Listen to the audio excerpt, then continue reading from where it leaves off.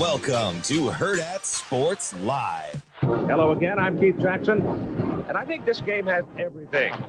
These teams represent two of the finest universities in the nation. Spins! Touchdown! Nebraska! Goodbye!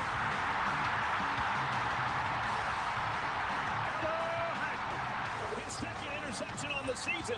Multiple flags come down on the return, but it's going to be Nebraska football. Here's White, touchdown. Did he? He did! Touchdown, Nebraska! Leaping interception by Woodson, who got a foot down somehow inbound. Yes, it's got a chance to be a great college football game. Yeah, we're going to play a lot of ranked teams this year, I think. I think that we'll have this opportunity many times. Big Ten is the Big Ten. Takes a snap, pulls it out on a play fake. Quick catch near right, caught by Barney, and the numbers at the 10 at the 5. Races to the pylon. Is he in? Touchdown, Huskers. Two receivers split to either side, back to pass. And it's caught. Touchdown, Wolverines. It's on the Big Ten play. We're playing nameless faceless opponents. It's not about who the team is. Raiola takes the snap, hands it off up the middle. Johnson plunges forward, still fighting, still blinding. He's in. Touchdown, EJ. Snap from under center with deep drop. His all day to throw. Launches deep downfield. Mills has got it. 15-10-5. Touchdown, Cortez Mills. And now it begins. And we're excited for it. Trips right, we're out of the gun. Rouses snap, play action, fake. Backside pressure comes, ball stripped. It's picked up. Winery at the 20. 15-10-5. Scoop and score. Touchdown, Huskers.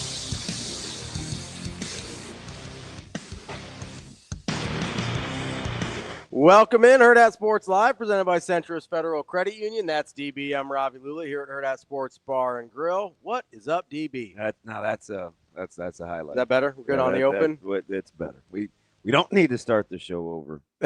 That's a plus today. We are. Don't have to rewind it back. Nah, we're ready to go. We're taking it That's back. what I'm talking about, right? I mean, I don't know if I buy the 13-hour bit, but It was a minute. That's what we're talking. It was a long time. Well, good for you, man. Good to see you earn your keep. I'm ready. Let's get it.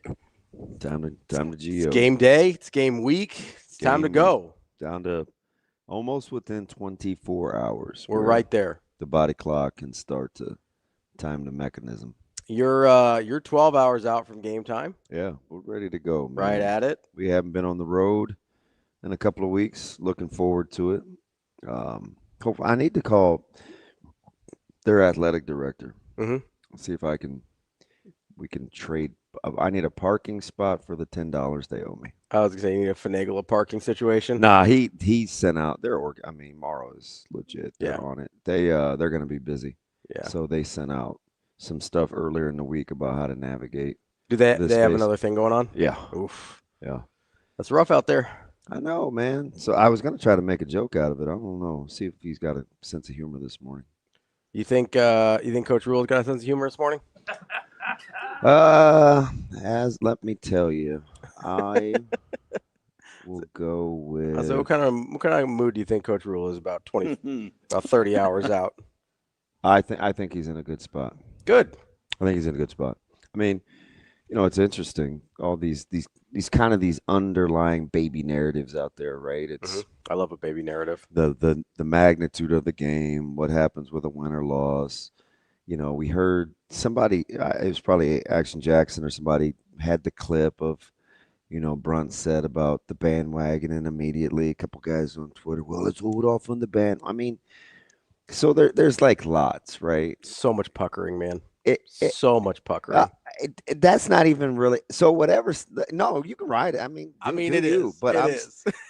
Like whatever. It's like when the reason Nebraska makes it about Nebraska is because everything can't always be a referendum.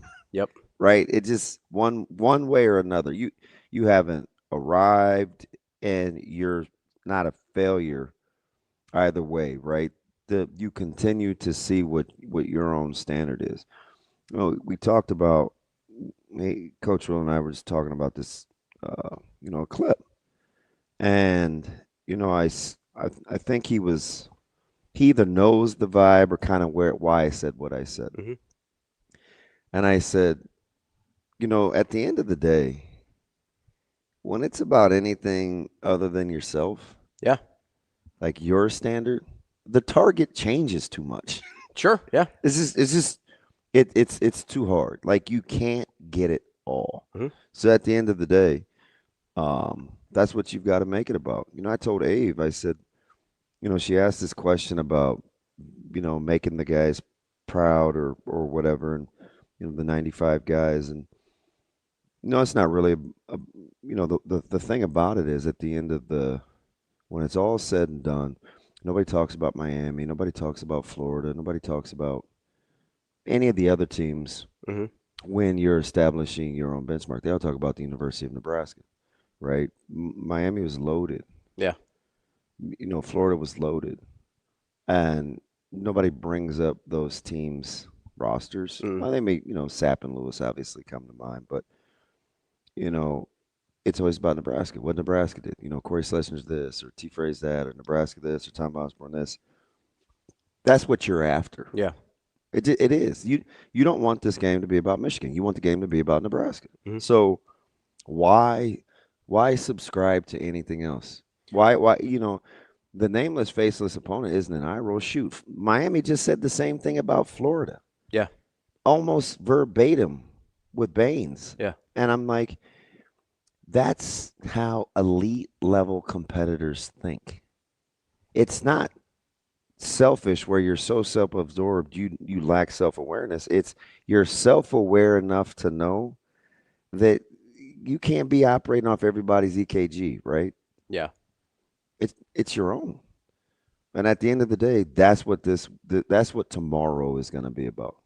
Where is Nebraska with Nebraska? It's not where is Nebraska relative to Michigan. It's what media and what fans, it's what we do when we want to break down the matchup inside the walls of that institution. Mm-hmm.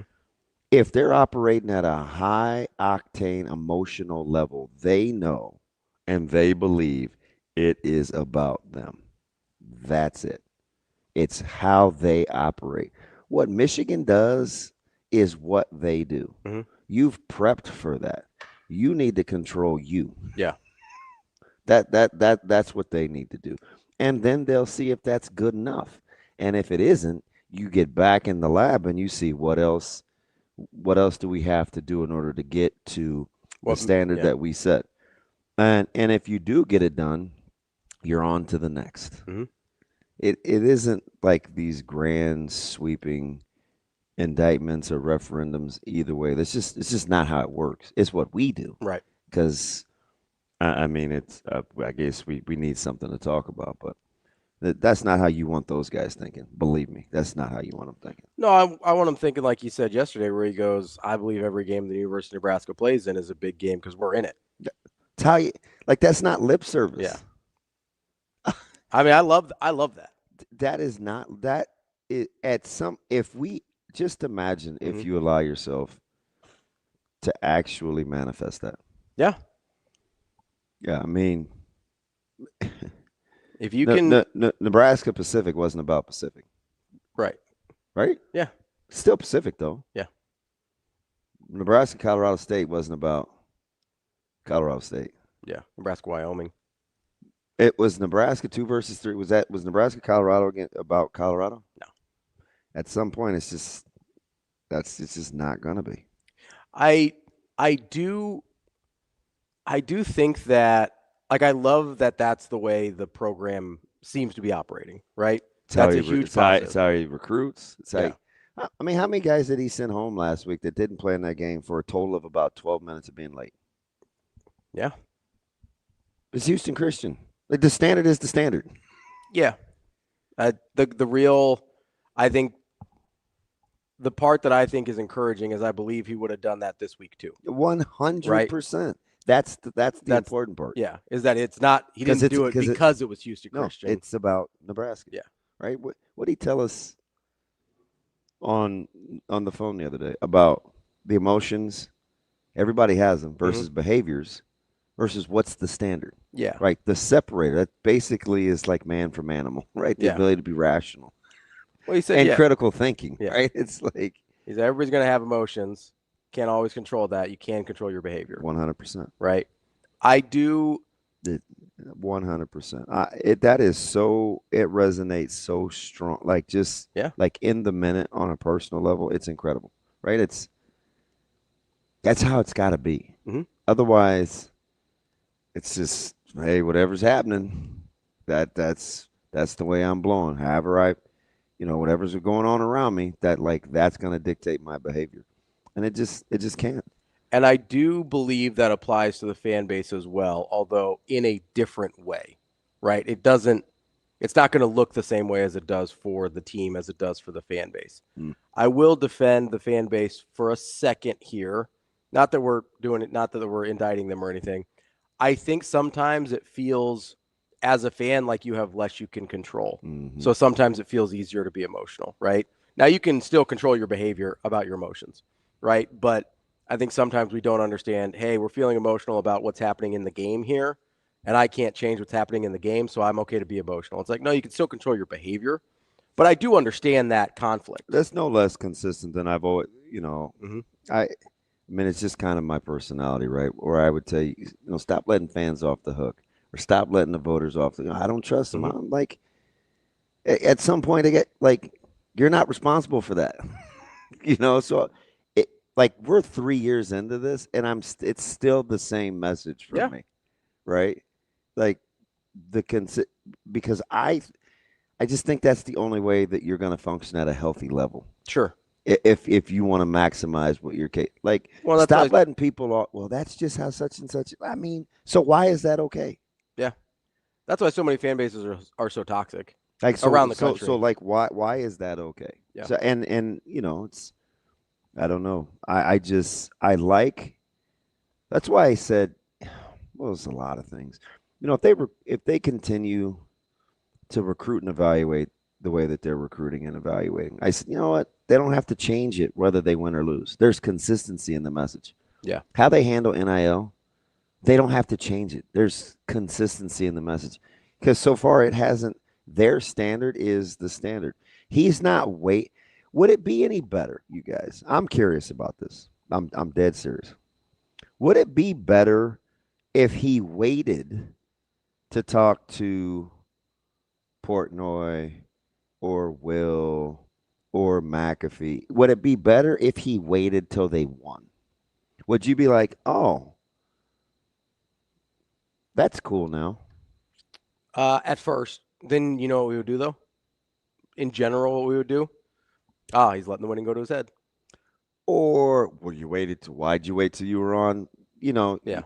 There would be another thing always, because there's always another thing. There's always another thing, right? There's always that's why, I mean, to your point, that's why you can't change how you operate based on the results. 100%. Because no matter what the results are, no matter how you operate, there's going to be another thing that people throw at you to say, hey, that's not how you should act. That's not how you should do this. That's not how you should do that. And listen, I do it too, because there's guys that I don't think act right. Yeah, you want to go back to what I originally just said?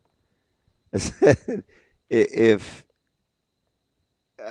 this is it's exactly what I said. It's when it's about something other than your own self, what you're capable of, the target changes too much. Mm-hmm. It applies to when to do podcasts, when not to do podcasts, when to work, when not. Like how you recruit. It's always going to, if you worry about all those other little things, it's always going to be something. Mm-hmm. It's always going to be something.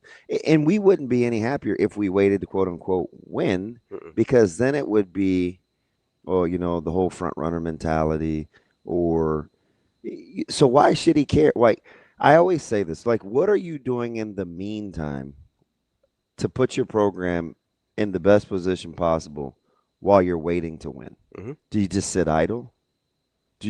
I don't, the criticisms or complaints or critiques or the opinions, they're fair or they're fine. I'm not to say fair.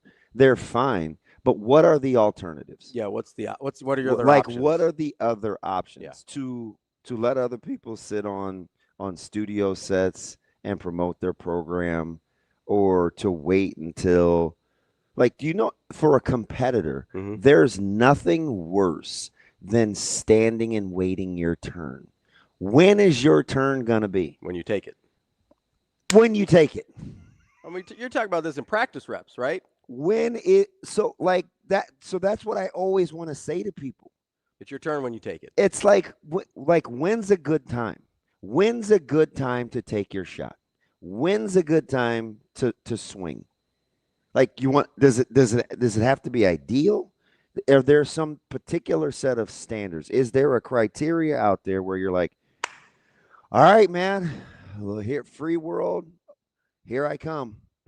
Like, is there that mythical moment? No. We sure do judge it. That doesn't exist. You know, and we're gonna line it up, and we're gonna tee this thing up. Nebraska's gonna win.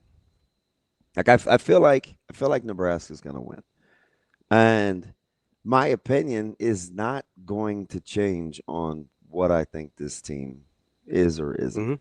This is not, and I think they're gonna win. Yeah. So, and that's how they have to be. Though it's not cool or coach speak or rhetoric. It's how highly functional, competitive people attack life, whether it's business, their family, or actual competition. There are consistent character traits that people like that exude. And self-awareness in terms of where they're at on their own spectrum based on the parameters they want to operate under are always what it's going to be about. You'll deal with the variables as they come, but people like that it is imperative to them that they control the environment. The environment does not control them. Like, that's just, I don't know, that's like self-help competitive talk 101.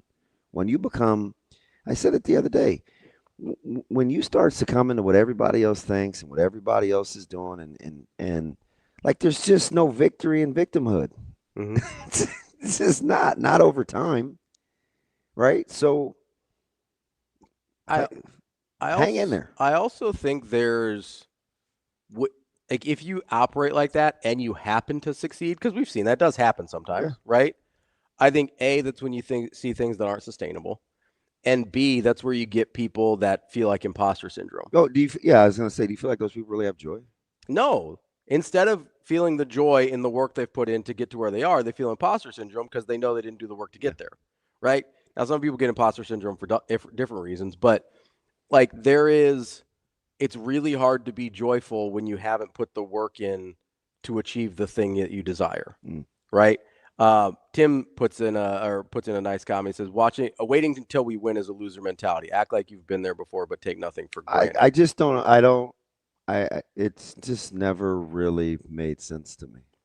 Like, when's a good time? Especially, and I just pit it against the whole backdrop of what they've tried to build. And whether they're on the recruiting trail and they say things like, hey, don't wait until we win. We need players like you in the meantime. Yeah. Hey, I know there's some questions and concerns about the stability of our program and where we're headed. Hop on board now. Hey, I know we're in on this 5-star tackle, and it doesn't look good going head-to-head with Bama and Georgia. And every message board that you read, they're going to talk about NIL and what we don't have and what they have. Guess what? And why is Nebraska wasting their time? I'm not distracted by that. We're going to shoot our shot. Yeah, do you want them? You're going to have to tell us no. Or you want them not to go after David Sanders? Is that the better? You want them not go after Jackson Cantwell? And all those things are the same philosophically and emotionally competitively when about when to talk, who not to talk to, when to make yourself available. You know, the whole connection to Terrence is it's deeper than, if even this is even possible, it's deeper than um, anybody can be a nobody, right? It's deeper than he's our very own. It's deeper than I called my shot against Canelo because I knew I was going to win. Those are deep. But you know the deepest connection? He admires and connects with somebody that couldn't care less what people think. He's hunkered down in his own authenticity and he attacks life. That's the essence. Not everybody likes what Bud does. Not everybody likes what Bud says. Not everybody appreciates or likes the lifestyle outside of the boxing ring. But guess what? It doesn't knock him off his stride. And he's not waiting for a certain amount of approval before he's going to go chase his dreams. If Bud sat around always waiting for a yes, or is now my time? Hey, is now my time? Is now a good time? You guys have tried to close me out of boxing for 7 years now. Is now a good time? No, man. He stayed the course. That's what he likes. I'm telling you. He just is relentless in the pursuit of what he wants. And when you get two guys that can connect on that level, that are relentless in the pursuit of what they want, they're going to have a connect. That's where they vibe. That's where they vibe. I mean, Bud, he gets back to Omaha, he's out hooping. Bud loves the hoop. Do you know what I mean, though? Yeah. It's like, go rest. He rested all week. He's ready to go. He's ready to go get some buckets. Just some people rev like that. There's the thing that I was thinking of while you're talking about the connection between Bud and Coach Rhule is all that stuff is good. But I'm just telling you, yes. like under like all those other layers, like the epidermal, like all of it, right? I mean, you're like down to the core. Yeah. That hot stuff.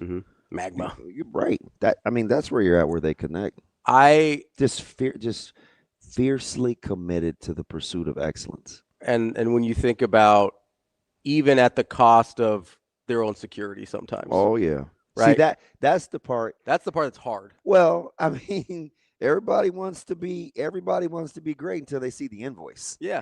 Until they see how much it costs, right? Everybody wants to be great. Because it's really easy until you see the invoice. It's really easy if you're Bud Crawford to stay with Top Rank, keep cashing checks, and never get a fight that you want and never be considered an all-time great because everybody says, oh, we always wondered, right? It's a lot easier to do that than to go out on your own, go be independent for a while, get hooked up with Riyadh season, who's never done this before, and get the fights you want. And then still, even when he gets the fights he wants, still sacrificing a huge chunk of the payday to get the opponents he wants. He openly said the other day, and the connection isn't just about Bud, but hey, I know I was the B-side. That doesn't bother me. At some point, my time will come. I'm like, just cut that up. Just cut it up. Play it on loop, and just play that over and over and over in that complex. Hey, we're not where we need to be yet, but we're not going to be distracted. Yeah. We know where we're headed. We're committed to where we're headed. And that's why tomorrow is so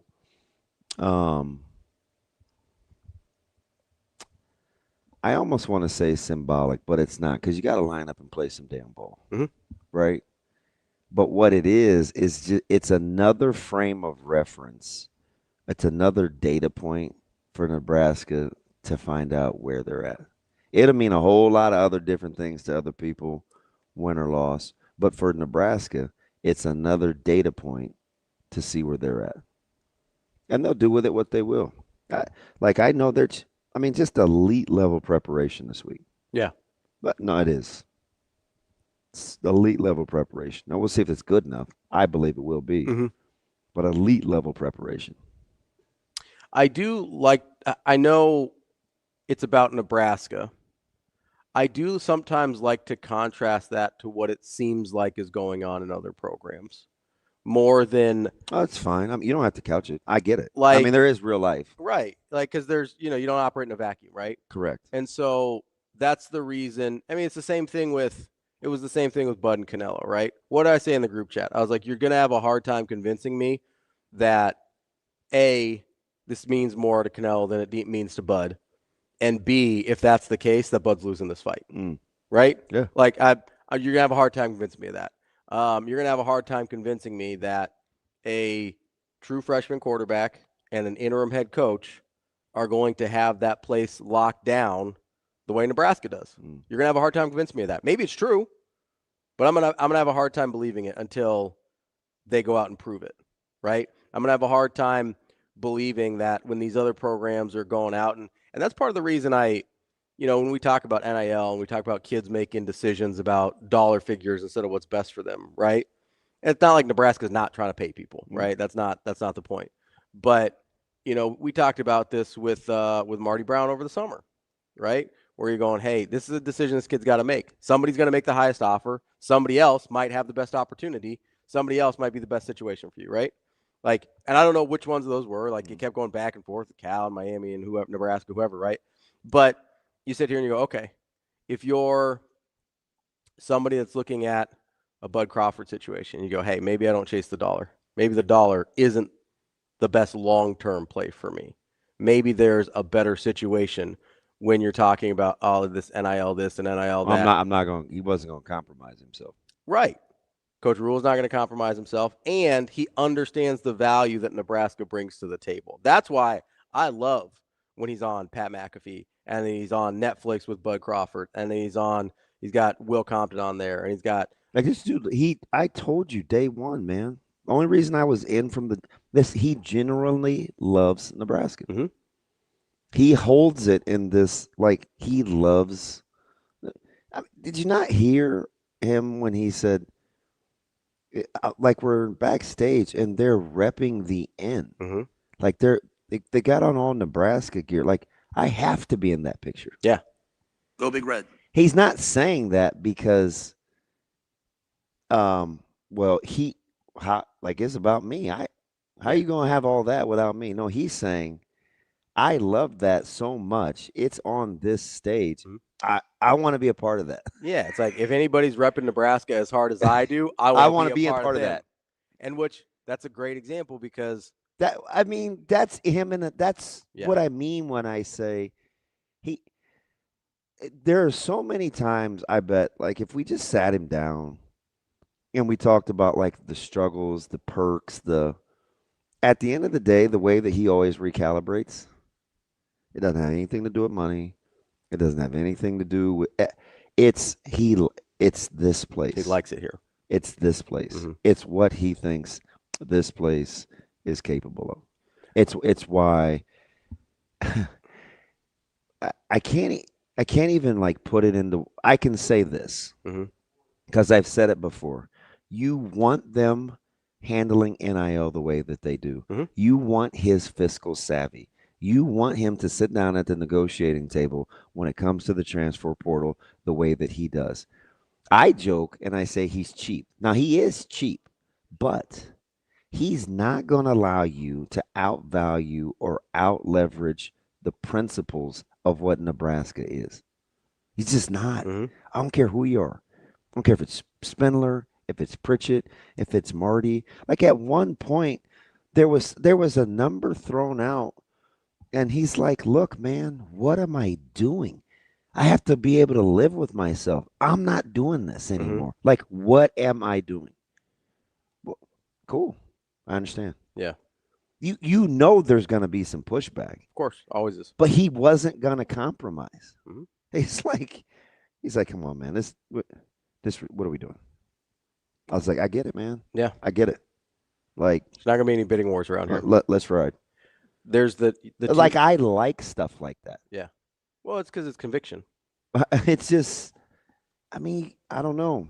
I think the things that, it's like anything else with me, the things that either I lack or I want or I see in other people that I think are advantageous to my growth, I'm going to gravitate towards. Yeah. It's just what it is. The two guys we've been talking about, Bud and Coach Rhule, this whole time. You know the reason I gravitate towards both those guys in the same way, right? We kind of been talking about it. Oh, because of how they feel about this place. Yeah. They're about the only guys that I see publicly that I feel like care about this place as much as I do. Yeah. Right. And you know the reason I actually just thought of this like a couple weeks ago. Part of the reason that I ride with Coach Rhule so much is he's not even from here and he chose here. Yeah. Right. Like that feels different. Right. Like I'm from here. I chose here. I've been other places. I decided I wanted to stay. Right. Bud's the same way. Bud's been wherever he wants to be. Right. He's been all over the world, can go anywhere he wants to go. He decides to stay. It feels a little different when someone's not from here and they're like, oh, no, I want to be from here, right? Like I choose to be from here. Yeah. That feels different. Those are, I mean, if nothing else, and there's a bunch of other reasons I want to ride with those guys too. If nothing else, at the end of the day, I want to ride with people that like this place as much as I do. Yeah. They're just, you know, and to going back to Abe's question to land the plane is, you know, why we don't talk about those other teams and historically, because at some point, they weren't and aren't the standard. Mm-hmm. The other team was. That's what tomorrow's got to be about. Yeah. Regardless of how big or small you think the game is, in the grand scheme of things, mm-hmm. if you want to get anywhere near where you want to be, it has got to be about you tomorrow. That's just the reality of it. I mean, it's just the way it goes, and you have to let it. You have to see if that's good enough or not. You know, going in the state championship, as ridiculous as it sounded, it couldn't be about. If we wanted to prepare the way that we had to, it couldn't be about the other team. Yeah, it had to be about us. If we wanted to operate at a level we needed to compete. Yeah, because the target just you can't get it. Yeah. And that's how you end up in situations where things get away from you in a hurry. Yeah. When you're chasing something that keeps moving. 100%. You want to get to Brian now or take a quick break? Let's get to him now. Let's get to out of breath Brian. Let's talk about Matt Rhule a little bit here. Brian, how are we doing this morning, bud? I'm doing great, fellas. I wanted you to start with the Ravi. Well, I mean, hey, Rob, I'm in the good mood. Ravi can't even tickle me today. Right?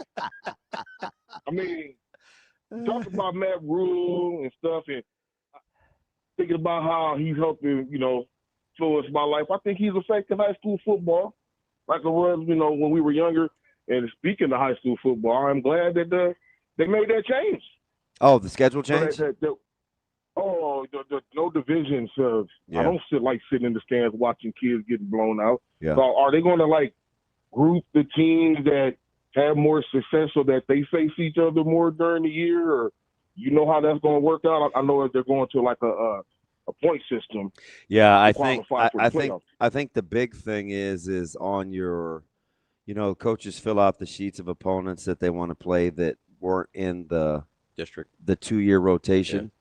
So you get more, you get more of those choices, which probably should lead to, at least like competition, and then you tier it accordingly.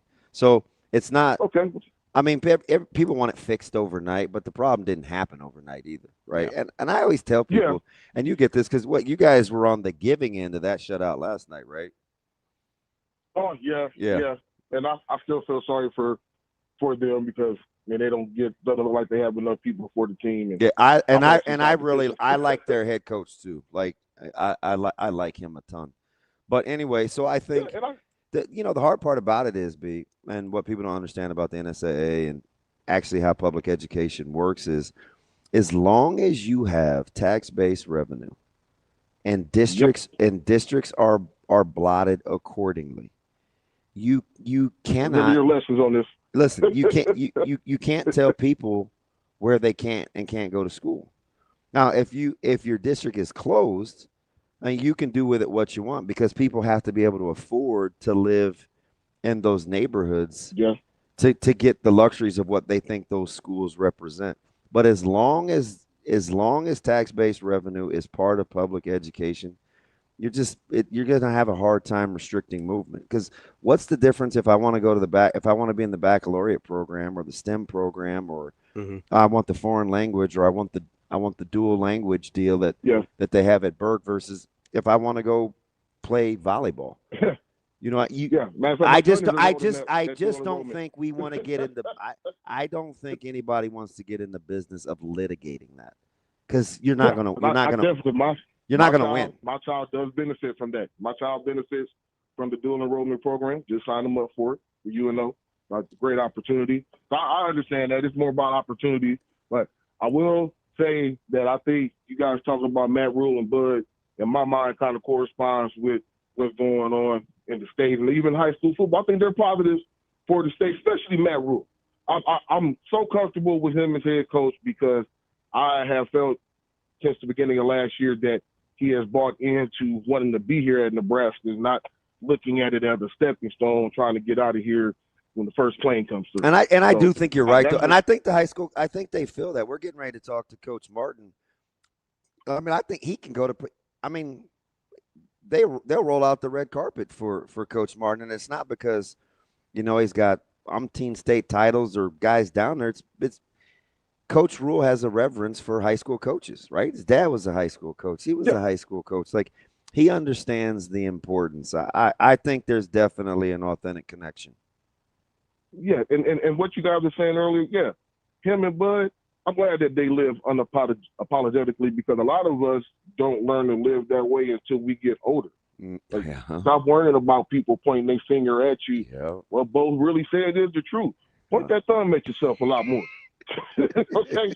Point that thumb at yourself. That's the problem going on right now. You look at yourself in the mirror instead of telling everybody else what they got going on.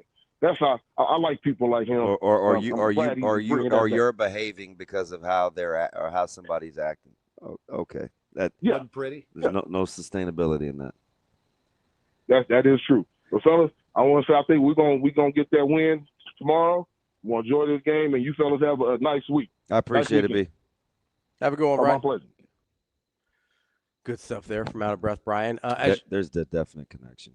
As you mentioned, he likes high school. As you mentioned there, we're going to talk to head coach of Omaha North, Larry Martin, here in just a few minutes.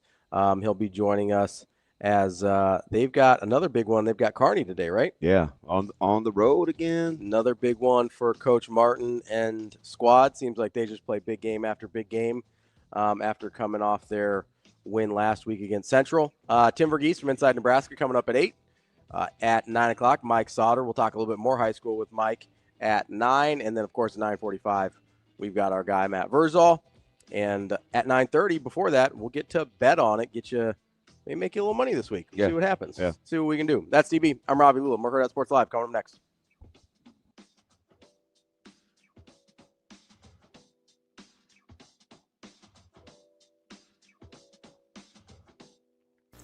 For me, I feel like it kind of started off kind of difficult because, you want your teammates to like you. You want to be their friends, We're always around each other. We're like brothers. But I think I just really had to realize, there's a standard for everything, and friendship doesn't come before the standard. And honestly, once I came with that mindset, it made it a whole lot easier, I'm not really as much worried about, obviously everybody is different. You have to approach guys differently, but for the most part, everybody's tough, thick-skinned people, and they know that I love them and I want the best for them at all times. And I just want to bring the best out of them if they're not performing at that. So I feel like just, the relationship I have to have with my teammates so that I can be able to hold them accountable. And then, for myself, I always have to make sure that I'm practicing what I'm preaching.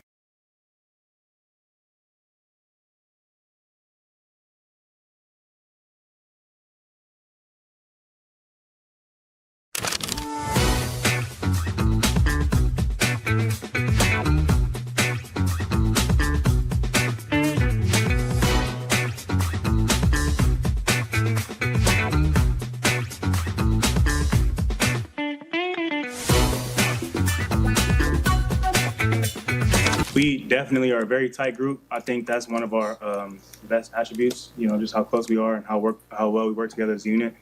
And in terms of how much fun we've had, we've been having a blast out there. You know what I'm saying? Like, seeing everybody make plays, it makes me happy. It makes us happy. So, we've been having a great time.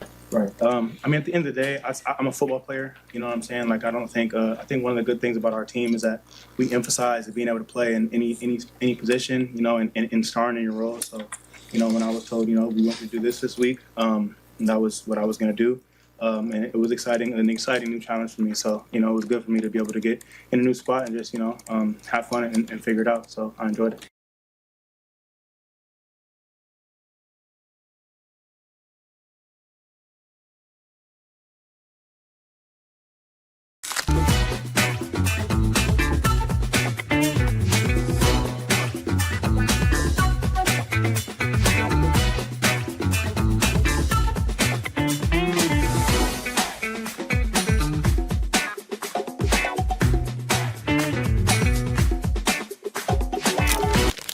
Imagine your first dream home and the feeling of walking inside for the first time. With Centrist Federal Credit Union's First Time Home Buyers program, you are at the doorstep of bringing your vision to life.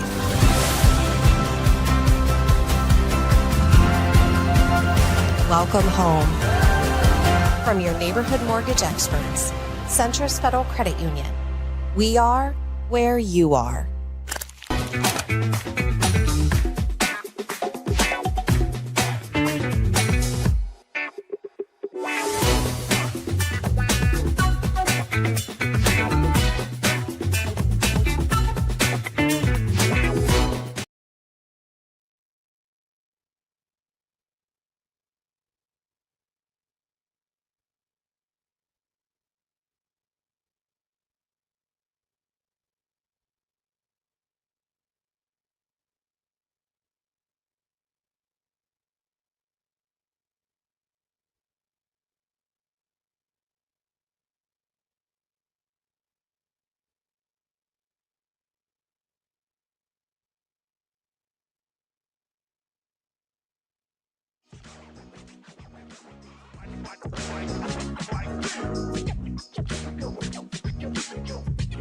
You're listening to Hurrdat Sports Live. Welcome back, Hurrdat Sports Live. That's DBM Ravi Lulla here at Hurrdat Sports Bar and Grill. We are joined now by head coach of the Omaha North Vikings football team, Larry Martin. Coach, how are we doing this morning? Well, not too bad. Thanks for having me on. I appreciate it. Coach, you're the first up in the rotation. I don't know if that says more about us or the fact that you're just kind of a cool customer, man. You always willing to represent your program, man. I appreciate that. That probably just means I'm getting a little bit older, Damon. Well, everybody tells me. Listen, sure I'm awake. Everybody keeps telling, oh, man, Coach Martin, man, he's just cooler than – I'm like, I know, guys. No, it's even better as he gets older. And I'm like, is it? Are you like wine, Coach? You're getting better with age? I just enjoying being around the kids, and took a ride by the school this morning to see my Y, and watching the construction of the new stadium for the North Omaha community, and just kind of puts things in perspective. I don't go on the drive. I park on the west side of the school typically, but this morning the stars were out. The Venus was out this morning by the moon, and drove by, and it was pretty cool to see this morning. Oh, you said to see his Y. Coach, you go getting me emotional again. You know how we kind of can get philosophical when we get together. I promise I'm going to make this about football, but the Y, right? Ton of state title appearances, ton of state rings, continuing to kind of just love on these kids. You said at some point you did it change? Is it the same? Is it still about the kids? I know you've always wanted to see this stadium on campus. Is that the new part of it, or are we just evolving? Yeah, I think it's I'm getting a little bit older, and you see it through a little bit of a different lens. But obviously we got humbled the first week, and that's part of life. And you learn from those things, and you got a couple of choices. And I've been proud of our kids and coaches, how they handled that. And, we're working hard and just, that's, to me, it's about the bigger picture, of life, lifelong lessons and what they can take with them after they're done playing, sports and help them in their young adult lives when they're the most formidable, because they're in decisions that they're going to make over the next 3 or 4 years after they're done playing for us are going to impact them for the rest of their life. Coach, I'm as you're talking about that, I'm curious, 'cause I'm sure with as successful as you've been, you've had opportunities to go other places and coach other places, and like, you think is that true, Coach? You think? Well, yeah, maybe. I'm just guessing. I have no information here. Why do you feel so connected and why do you feel like Omaha North and that community has resonated so much with you that you're like, no, this is the place I need to be? Well, early on, they embraced me. I'm not from the state of Nebraska. I coached out at Fremont Bergen when I first came here. Great community, great town out there. But I took a leap of faith and wanted to take on some new endeavors and move my family into a bigger city. And, they just accepted me right away. I'm probably not the easiest guy to be accepted, but, I got involved in the youth programs up there, the Little Vikes and what have you. And they just embraced me. And then obviously my children went to school here, and then that ties it a little bit tougher with you. Very honored that other people would consider those types of things. But, I just felt that it was the right thing for me to do. The Omaha Public Schools has taken pretty good care of me. And then you got Mr. Haynes, Gene Haynes, he ain't going to let me go nowhere. And so you can't tell him no. I'm kidding. But no, it's about relationships with me. There's some great other schools that I have a lot of respect for in this Omaha metropolitan area. I often reflect back when my wife and I were moving here and how proud people were of their when we're looking at houses and where we were going to end up living. And it just was amazing to me going around with the realtor of how people were so proud of their communities and their education. And we landed where we did. And here we sit, 26 years later. Coach, it's pretty cool. I saw Fairgood Jones. You've obviously got Niles Paul and Grigsby and so many guys that want to come back that were in the program that want to be around you. You said something to me at 7-on-7. I think kind of typifies your personality. You were just coming off the surgery, and you said, I want to invest back in some of these young coaches so I can leave things better than I found them. And I just felt like in 15 seconds worth of an answer, it kind of doesn't. It pretty much just encompasses who you are, doesn't it? I mean, lots of other tugs and pulls, and you didn't feel good at the time. You were kind of hobbling around, but you made it about investing and wanting to grow other people. And as you said, so you could leave it better than you found it. No doubt. And, sometimes I think, obviously the light potentially is on at the end of the tunnel for me. But that time will tell. But I just think that one of the I've got some friends like all of us that are businessmen, and that, I think if you're a CEO of a company, how your company does 2 or 3 years after you're gone has a representation of you. And this program has meant so much to me that and my family that I want to make sure that I have good people in the program that when that time arises, that we've invested back into our kids and surround them with good people. And I've been very fortunate that our former players want to come back here and be a part of it all. Coach, it's interesting. You mentioned the bounce back. And you don't really know at the time until you kind of see it manifest itself. You come back and you win the tough one at Papio South. I think they're a pretty good football team too. Watching them on film, then you come out and you're so explosive in the second half. Whatever the talk, I can imagine what was said at halftime and the adjustments that were made, and you come out and you do work in the second half. It's 11 in a row, I think, against Central, and you're already on to the next one, getting on the or now you're at home tonight. Are you here? Yeah, you're here. Home. We are. You get Kearney here. Like, how are you just continuing to kind of stack the blocks as you guys clearly are getting better every week? Yeah, as you guys well know, it's we early on, like I said, we got humbled. It kind of snowballed on us against Westside in the first. It's a very obviously well-coached, well-talented football team, and we were all a little disappointed how that shook out. But we had some opportunities to probably keep it closer, and then special teams, they wore us down, what have you.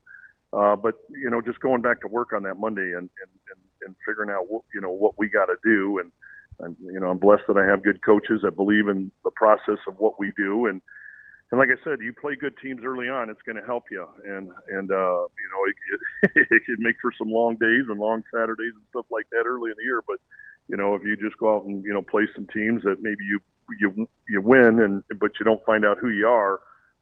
Then you're, week 4, you might get humbled real quick. So, just proud of the kids, proud of the coaches. There were some long days there, but just learning what we can do, getting a little better shape, obviously, and just being patient and persistent at our approach. I know what we do works, and the kids all have to buy into that on a daily basis.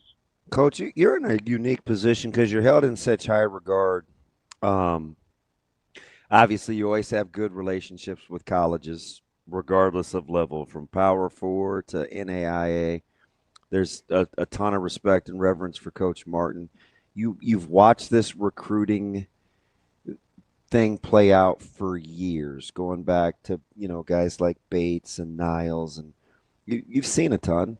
Now you get NIL and the transfer portal, and how the game's kind of changed in terms of how kids are recruited. You have so many good players. I look at a guy like Cannon, who could have made the case that with all the other star-studded folks out there, and he plays with arguably the best. Well, it's not even arguable. He plays with the best player in the state, a guy like Darian Jones.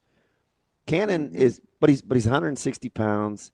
He's hit us for 100 yards twice in 3 years. That hasn't. He's really, really good. And you're sitting there watching this thing unfold, and I know you want the best for your kids. Do you struggle with the landscape of recruiting and college football and how it's moving versus how good some of these players are in the Metro? Yeah, it's quite interesting. There's just the key to me, looking at it sometimes is, and I think this still stays the same, is you better go somewhere where they want you. That's where I've tried to tell our kids. The second piece is that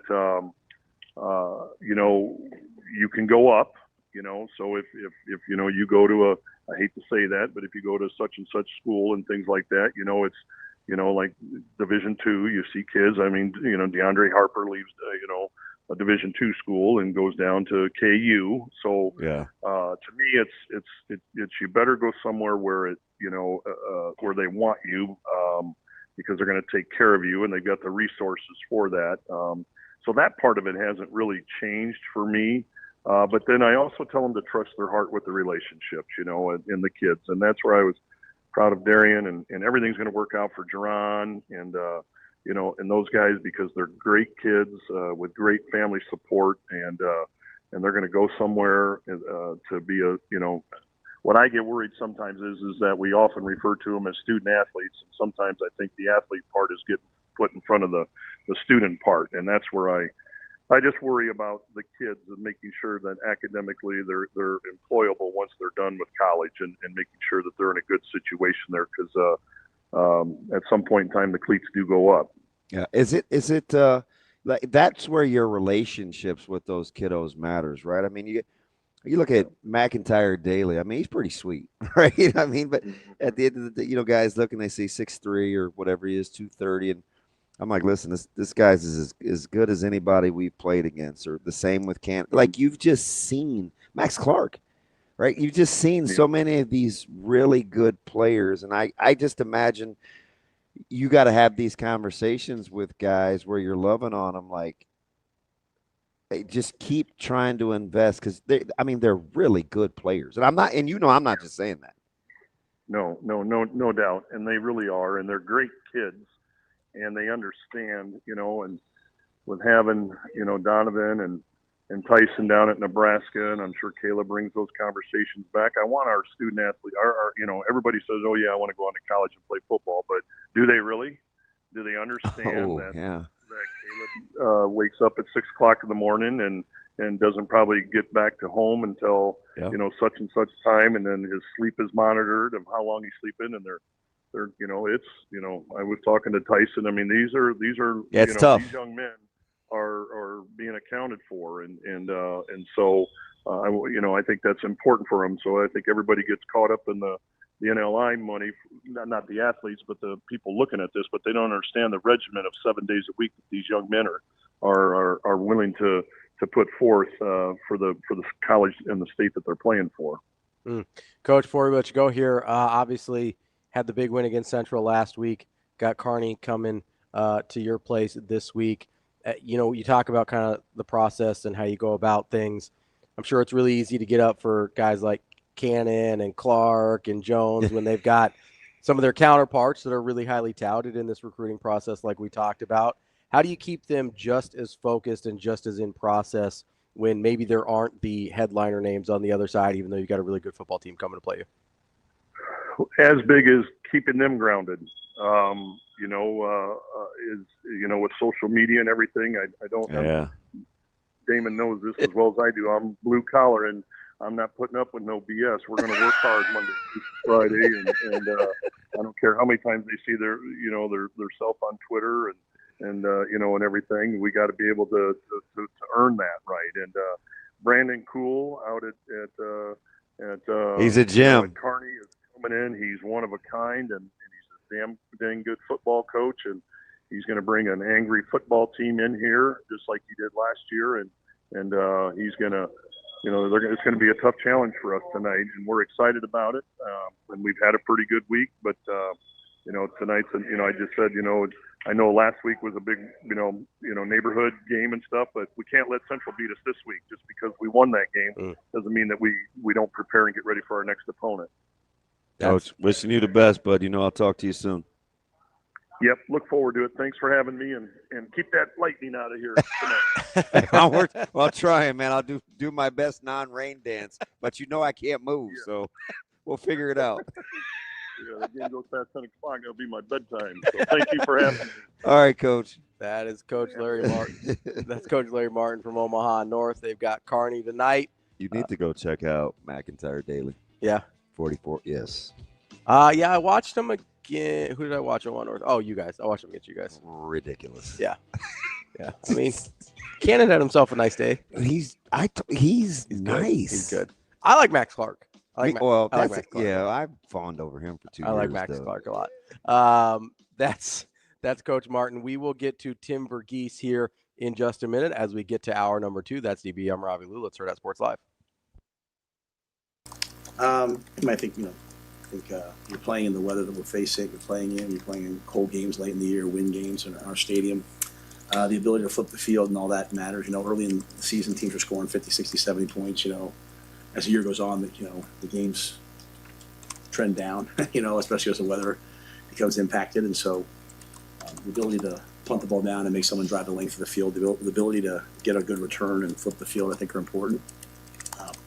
We've played well so far. There's some areas that we have to be better at, kicking the ball off, and opponent's starting field position is a key one. Our opponent has an elite kickoff return team, a really good kickoff return team, so that'll be a really good story to watch. We haven't punted in a couple games, so we'll have to see how far we've come along with that if we call on Archie.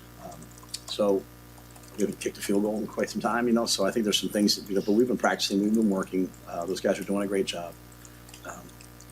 Eck obviously does a great job. Brett Maher, who went into the Hall of Fame last week here, has done a great job, and so we'll just have to play it out. It's not any one play is not going to win or lose the game, so we're just kind of taking the approach of, hey, let's throw everything we have at them.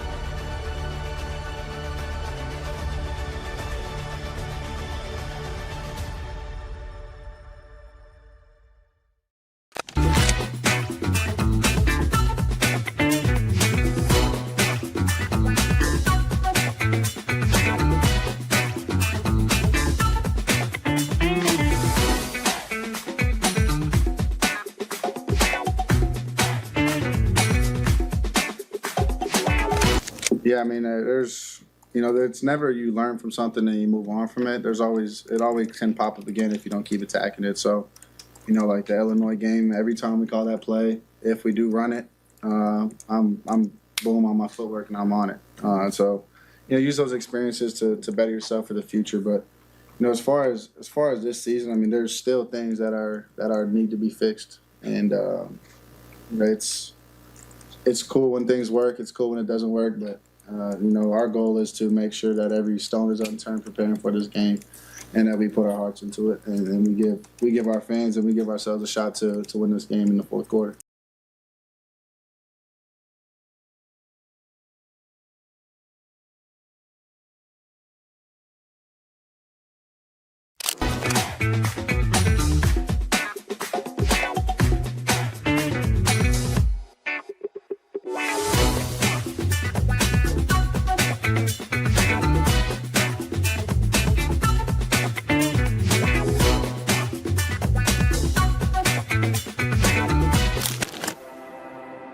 We're in the neighborhood, just down the street.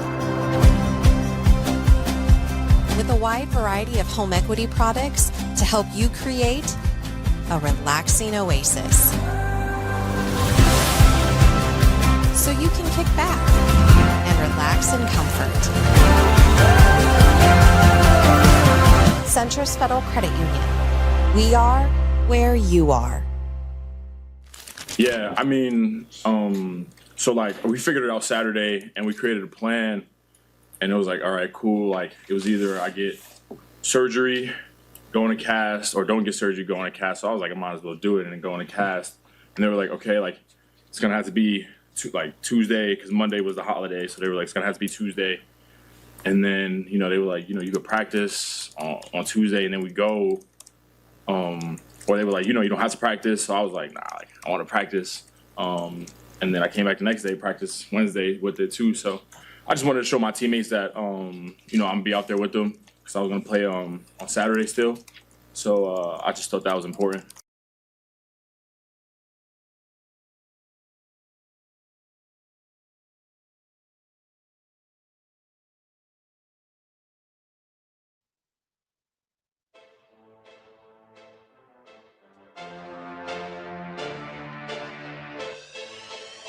Welcome to Hurrdat Sports Live. Quentin was working at a really high level before. It's just, you get injured in training camp. When it's one thing when you have a really bad team, you kind of get hurt, you kind of go to the bottom and you come right back up. Hey, we need you back. When you have the depth that we're building, sometimes when you get hurt, you go to the bottom of the depth chart. Because when you come back, because the other guys have shown what they can do, and you have to fight to get back. And so Quentin was just trying to find some roles. Isaiah went out and played some more slot last week. Mackay wasn't available. I chose not to play him, and so that gave Quentin his opportunity. But he's a hardworking guy. Does the same thing every week, and I think he believes in himself. He gives us a bigger presence. He's got great speed, and so he'll be ready if called upon. Welcome back, Hurrdat Sports Live, presented by Centris Federal Credit Union. That's DBM Ravi, Lulla here at Hurrdat Sports Bar and Grill, reminding you, if you're on the roads this morning, those eyes up and those phones down. Don't get distracted. Keep those eyes on the road. This message from the NDOT Highway Safety Office. Always with his eyes on the prize is our guy, Tim Verghese from inside Nebraska. Tim, what's going on, bud? Hey, how we doing, guys? TV, what's up? Not too much. How we feeling? I feel pretty good. I think, I don't know. It just seems like a team that's had a really good week of preparation, and they seem pretty dialed, right? Yeah. Their focus seems to be at a pretty high level. Yeah, I've liked kind of where the just kind of taking a temperature of where the moment doesn't seem too big. They seem ready for the moment. And on top of that, I think there's a composure there, and I think there's a talk of like, hey, let's not get way up for one game and come out flat for another. I think that consistent approach is like it's what am I trying to say? Permeating through the roster. Like it's not just the coaching staff that's saying it at this point. I think the roster truly believes that. So, yeah, I'm expecting at least early on, a dialed calculated Nebraska, and we'll see how they hold up, in a tense game. But at least to start, I'm expecting, this team to be dialed and focused. Tim, do you think I mean, I know people always poo-poo kind of the Akron and Houston Christian parts of the schedule, right? But do you think part of the benefit of playing teams like that is learning how to get yourself self-motivated when the opponent or the brand isn't necessarily as sexy as a Michigan or a Colorado or whatever?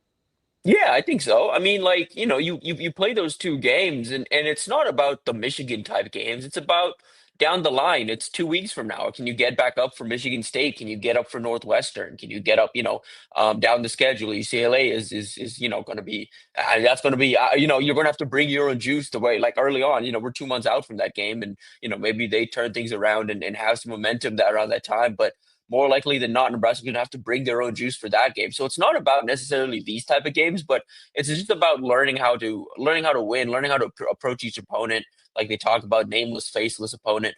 It's learning how to do those kind of things, and then it's also it's the reward. It's the, hey, at the end of the game, it's like, look how much we were able to clear the bench. If you guys keep doing this, we can do this against Northwestern. We can do this against UCLA. And so I think it's more of that. When you're talking about, so we went into this deal in the first segment about like referendums versus not referendums and kind of where this game ranks in the pecking order. And my stance is that it's another data point for Nebraska to decide how close they are to their own barometer, their own benchmark. Can you have that conversation, in your opinion, from our vantage point and not inside the walls, differently without factoring in the results of Michigan tomorrow, win or lose? Honestly, no. I mean, I don't know. Like, I do think you need that game. I think you need this test. I think you need, I mean, I like to, like, I was thinking this week, I was like, oh, is it worth reflecting on what we've learned through 3 weeks? I don't think so. I think we need to get these 4 games under us, and then we'll have a better idea of what this team is. This Michigan team challenges Nebraska in different ways than Cincinnati did, and in the same way, I think there are lessons to be learned from Akron and Houston Christian, but you take everything from those games with a grain of salt, considering just the talent imbalance. Tim, when you're kind of looking at what this Michigan team is and some of the challenges they bring to the table, like you said there, I think some people do look at them, myself included to a certain degree, as having some similarities as Cincinnati. Where do you think they differ in the places they challenge Nebraska? Yeah, I think defensively is where I'm interested in, just because it's not that Cincinnati's defense like played Nebraska a specific way where, they were able to drop potentially 3 safeties into coverage, and they were dropping multiple bodies, into coverage. And, they were kind of trying to keep everything underneath. I do expect something similar from Michigan's defenses, in the sense that I do think they're going to want to keep everything underneath. But I do think they're going to trust their DBs more on islands. I think there's going to be more opportunities for Dylan and the offense to kind of open it up a little bit at times when it makes sense. But I think it's going to take efficiency from Dylan. I think it's going to take being smart with the football. I think while Cincinnati maybe challenged Nebraska in the type of defense they played, Michigan's defense is going to challenge Nebraska in the different looks it's going to give Dylan in the the way they're going to disguise coverages and disguise pressure.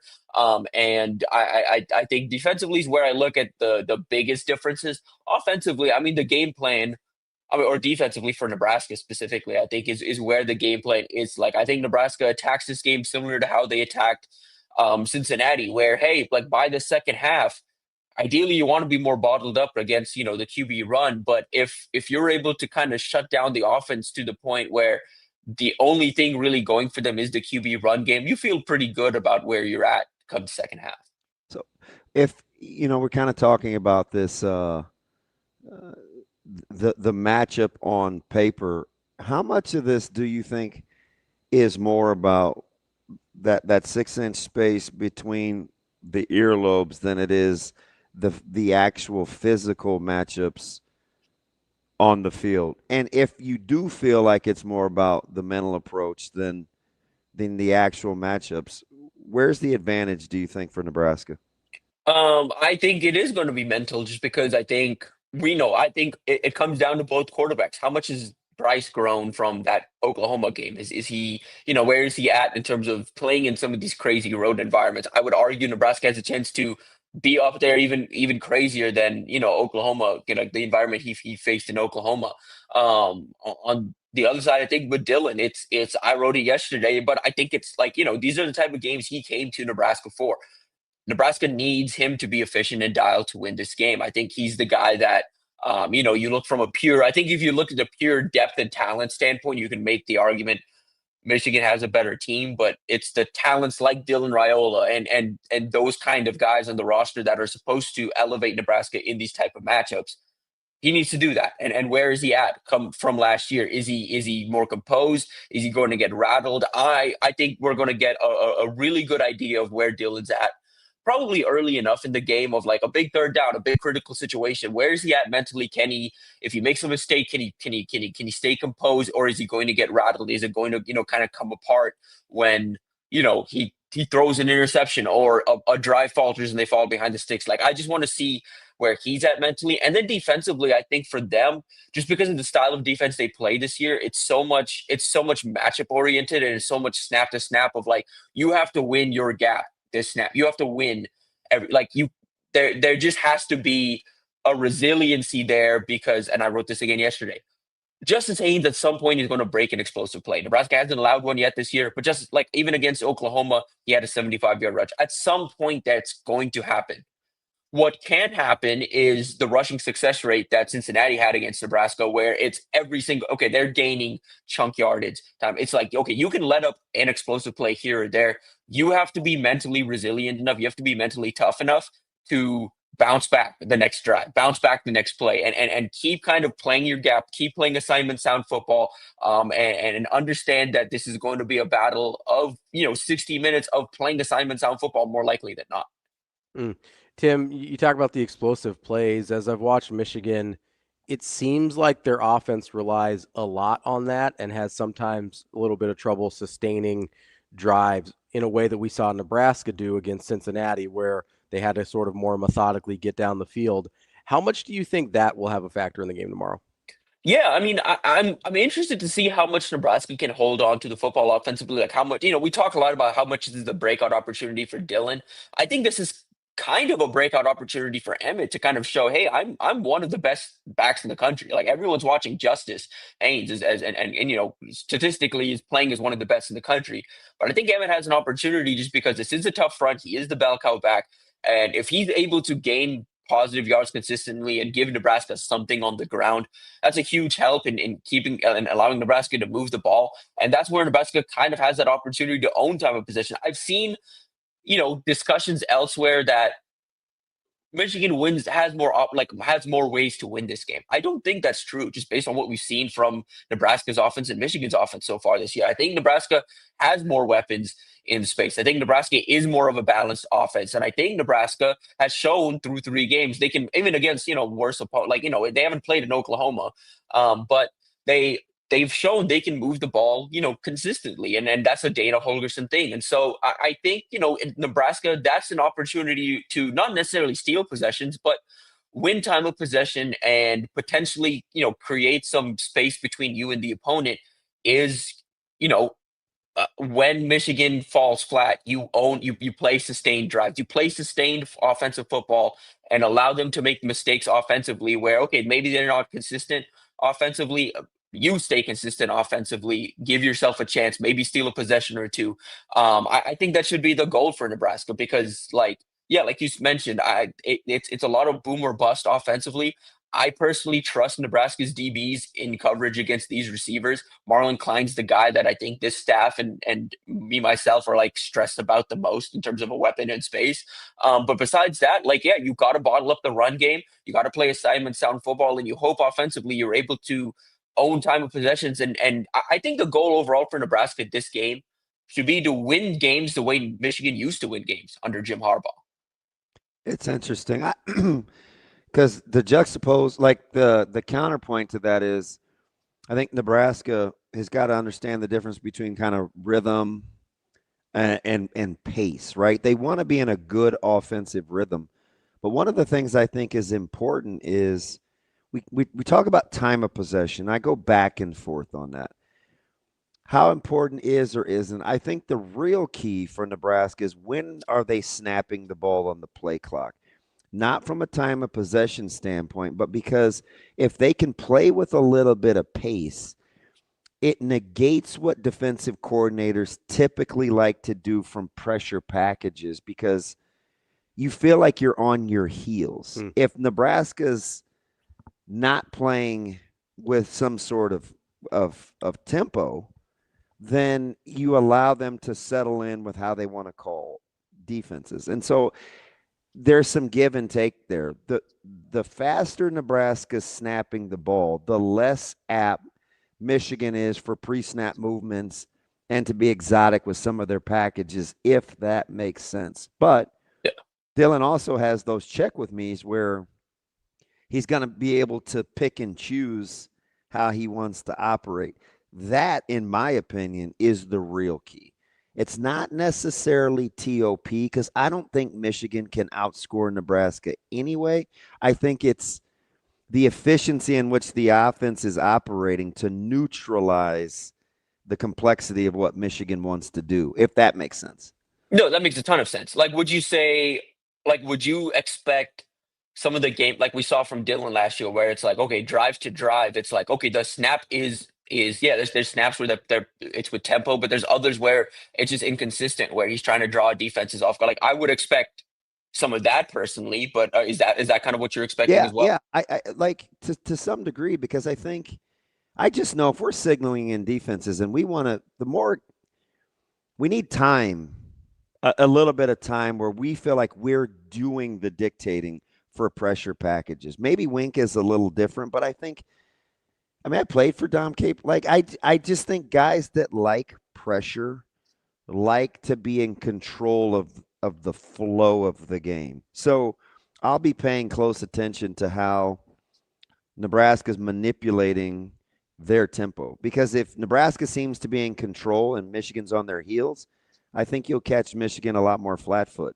If Nebraska's playing slower, which would lend itself to more time of possession, this is taking first downs out of it, right? Because clearly you have to get first downs I'm just talking about on the surface.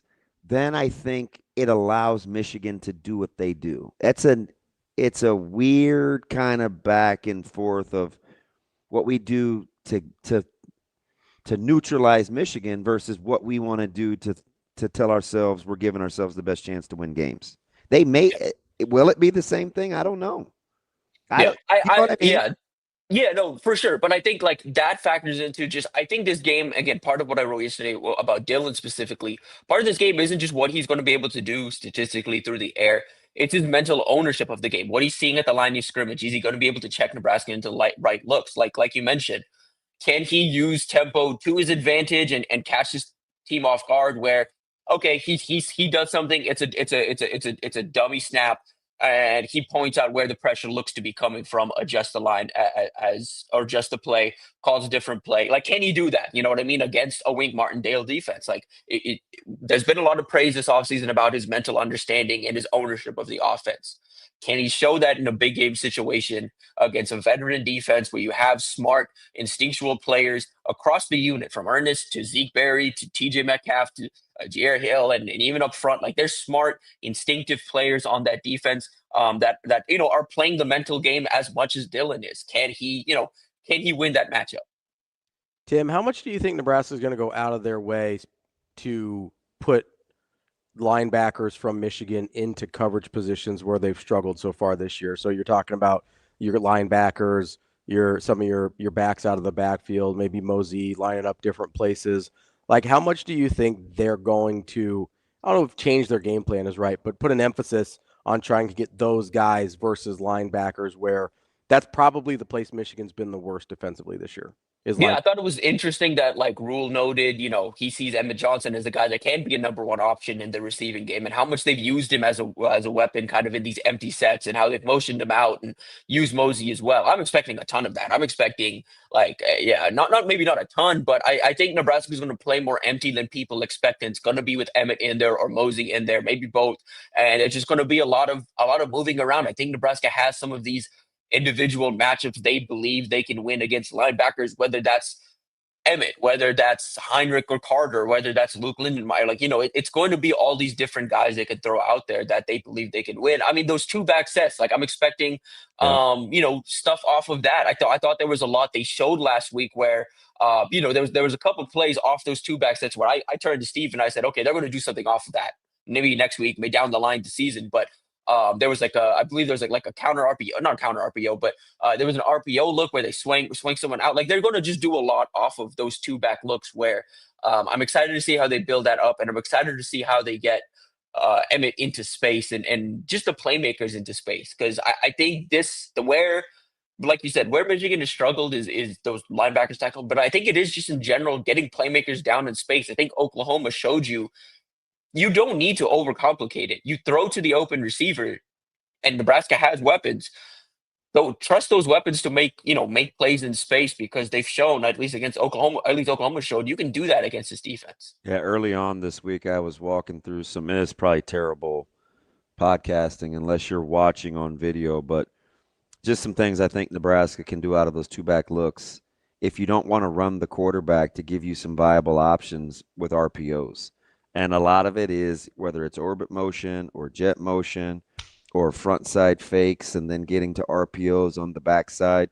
There's lots of work that I think is well within Coach Holgerson's repertoire that he could show Michigan. If we're just going to stay offense versus offense here for a second before I flip over to defense, I think the whole key, outside of running the football, the whole key in the passing game is going to be the intermediate passing game. It's who controls that 5 to 15 yard hash to hash from a manipulation standpoint the best. Michigan has two outstanding tight ends. It has become Bryce's safety blanket off that boot game and kind of what he wants to do with those concepts. And in Nebraska, I mean, Holgorsen is like the king of those mesh concepts and those over routes. And this is a intermediate passing game kind of game for me because anything outside the numbers is truly, in my opinion, going to be 50-50. It's going to be mano-a-mano out there, and it's going to be about ball placement. Inside the intermediate passing game, I think is going to be strategy and scheme, if that makes sense.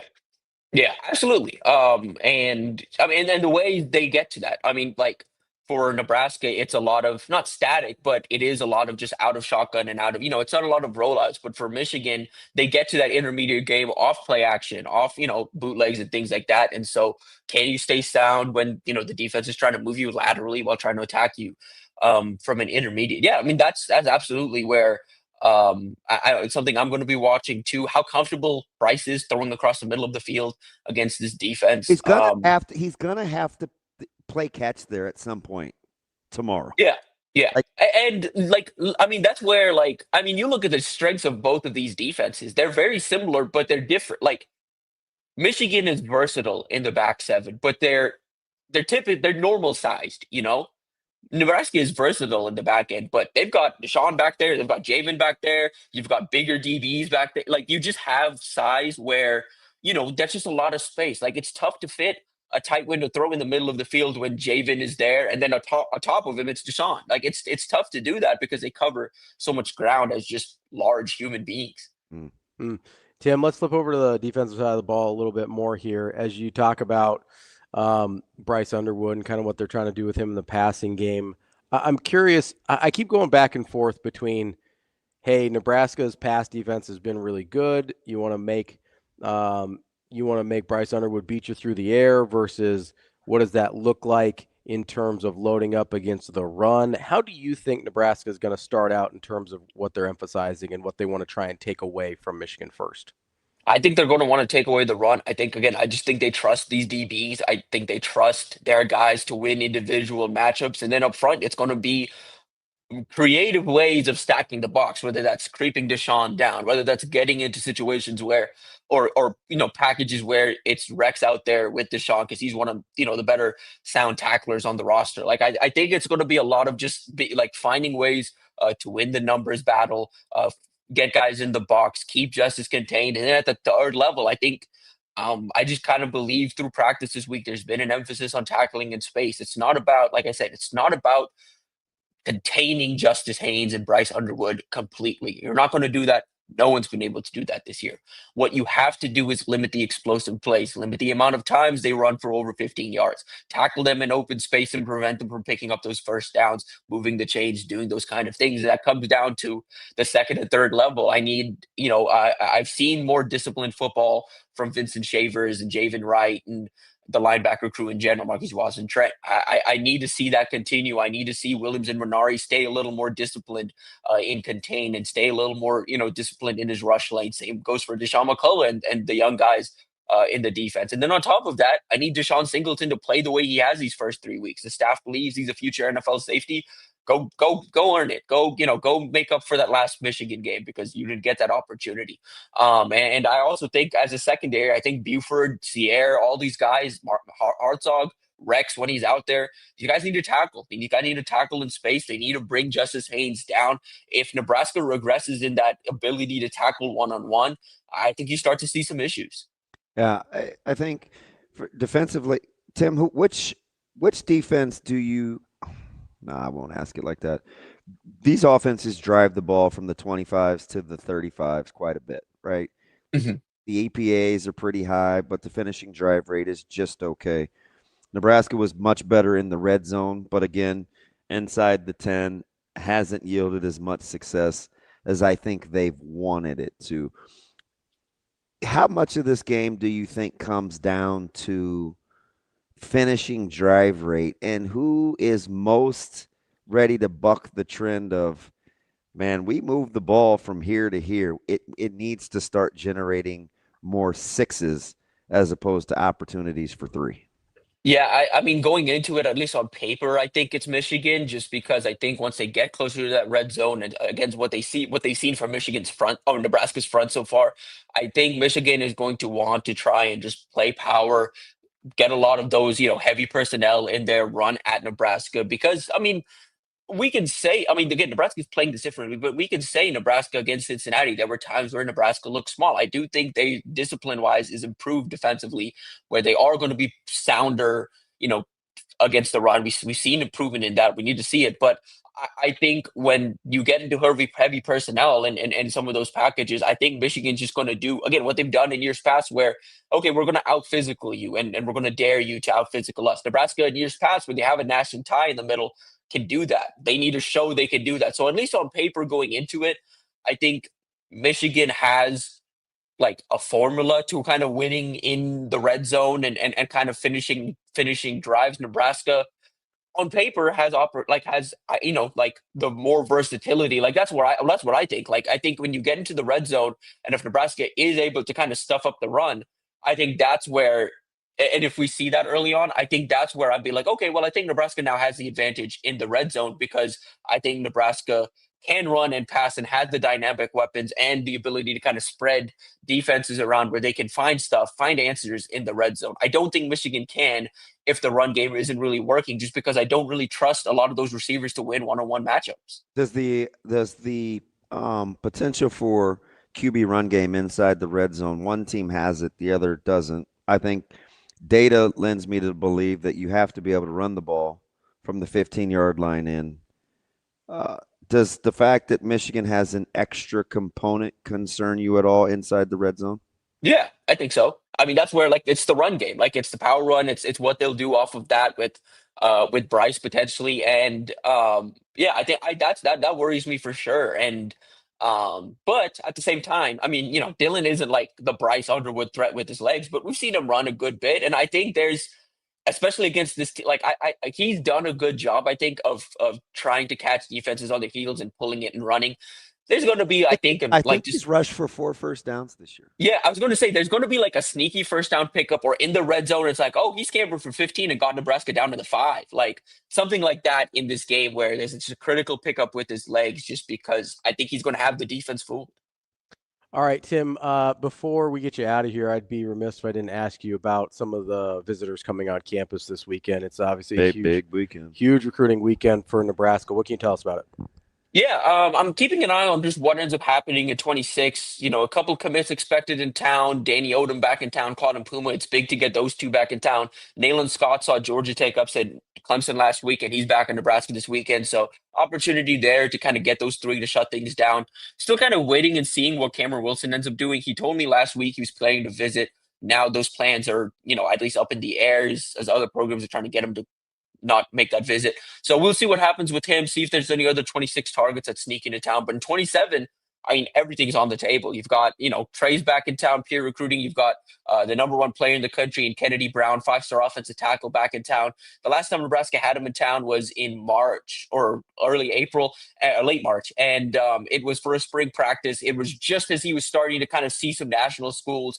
And so Nebraska exceeded expectations. But since that visit, he went to Oregon and Tennessee and Clemson multiple times, Ohio State, Oklahoma. Like, he's been around the country now.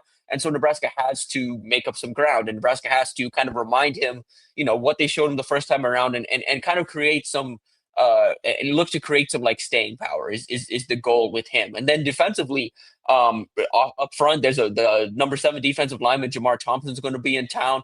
But the secondary, I think, is where the big opportunity is. You've got the number 4 corner in the country, Juju Johnson, and the number 5 corner in the country, Duve Williams, both out of California, visiting. You have the number 1 safety in the country, Comeray Dorsey, visiting. He's from Hampton, Georgia. Number 7 safety, also out of Georgia, visiting. And so there's an opportunity, I think, for Nebraska to gain some momentum. I think there's some potential opportunity for some movement here in the 2027 class. We'll see if this weekend does enough to get Nebraska over the top. Because there's a few guys I kind of come into the weekend like, hey, one more strong visit at Nebraska could be enough for Nebraska to get over the top. I look at a guy like a Corey Hadley, number 7 safety in the country. UCF was the first to offer when Addison Williams was there. His best relationship with Addison Williams. He's going to take his time with his recruitment. He plays things really close to vest, but I really like where Nebraska stands, and I think it may not be an imminent decision, but I think Nebraska has a chance to kind of emerge as this school to beat in that recruitment coming out of this weekend. That's our guy, Tim Verghese, Inside Nebraska. Tim, great stuff as always. Enjoy the game this weekend. Yes, sir. Appreciate you guys. See you tomorrow. That's Tim Verghese from Inside Nebraska. I talked to him for To Tim? For me, a long time. So like before the game. 10 minutes? Yeah. Probably 7 to 10. Oh, out in the press box? Yeah. Andy's, for whatever the reason, Kendy's usually the only guy that I like talk to in the, where you eat. Oh, yeah. Because I'm a total moving target in there. But yeah, you get your stuff and go. Like, you get a drink and get out of there. Yep. I talk to TV for quite a bit. Lord knows you don't eat. No, and what I did put the fruit in my cup though from the other day. Is it still in there? And I took some sausage crumbles and a little cheese. I tried it. I didn't. It was gonna be fine. I didn't trust it. Okay. So I may have wasted that a little bit. Kyle looked at me and he goes, "That's weird." I go, "Oh, it's just because it's breakfast, but I really just want to put the fruit in my glass. That's all. The watermelon is still in there." Yeah, it's a long time to have watermelon. It's not. In there. I showed it to coach. I showed it to my offensive line coach yesterday, and I said, "I'm gonna need you to vouch for me. It looks fantastic. It looks like." And I want to be honest. Have you not seen like people do fusions? I have. It bothers me.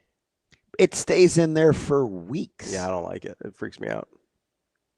I'm not a fan. It freaks me out, man. I'm gonna need you to grow up. That one's irrational. I'll understand that. The food one is fine, is normal and scientifically backed and accepted. My fruit thing is different. So that's me being weird. I understand that. I hadn't eaten all day yesterday, and I had to go to Holy Ghost last night. So I was asking Officer Martinez. I was like, "Hey, the goal was to take some popcorn home to Zoe because we had just had this conversation that she likes yellow. She calls it yellow popcorn. It's not cheese. It's the butter. Yeah. And she goes, "Well, I like the yellow popcorn better than the white popcorn." 100%, yeah. And I was like, Me too, though. And at Holy Ghost, like their food setup is amazing. Yeah. But I never eat. So I was asking Officer Martinez, I was like, "Hey, I'm going to grab some popcorn for Zoe. And I'll take a to-go box." And he goes, "Well, what do you want?" I go, "Well, what do you have?" And he shows me this thing above the concession stand. It's red, it's laminated, and it has all the options. Do you know how long I've been speaking at Holy Ghost? Years. Yeah. I go, "So has this always been up here?" like the food choices. And he looked at, no, I'm dead serious. He looked at me and he goes, yeah. And I go, I was today years old. Never had any, because always you never something eat, and I never eat there. And you never eat there. But I do know they always have good stuff. Yeah. Like but you just see other people eating it, right? Yeah. That's what I go by. Yeah. So you never have like gone over there and be like, oh, what do we have? Yeah. I wanted some ice that makes sense. I wanted some ice last night, and I was like, hey, can I grab some ice for my Yeti? I didn't even know where that was. And I've been going there for years. Yeah. It was just, he is so kind. I mean, the last time I saw him, we were at the endoscopy place together, right? Mm-hmm.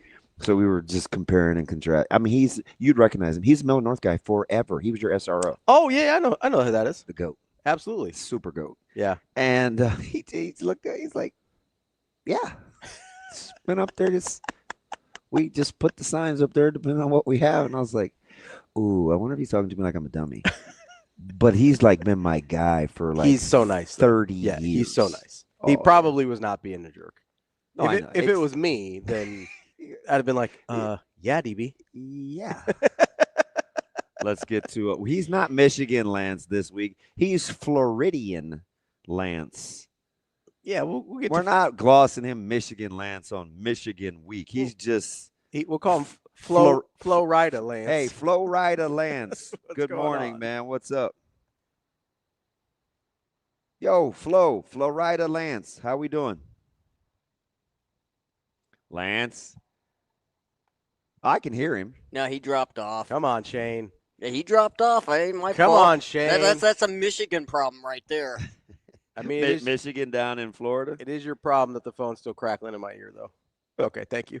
Wow. What? Well, I think so. We'll have time for him to call us back because I'm interested to get his take. Yeah, let's take a quick break here. We've got a little time before we get to Mike Sautter at 9:00. So see if we can get Michigan Lance back. I'm curious how he feels about the game. He just said he'll call right back. Log on to the Homer Network over there. Scared to be on the phone, Lance. Who said that? For Ann Arbor. Who said that? Dot Danger says, okay, I love you. Bye, Lance. Yeah. Okay, love you. Bye. See you. Have a good day. Love you. It's see you. Have a good day. Love you, Lance.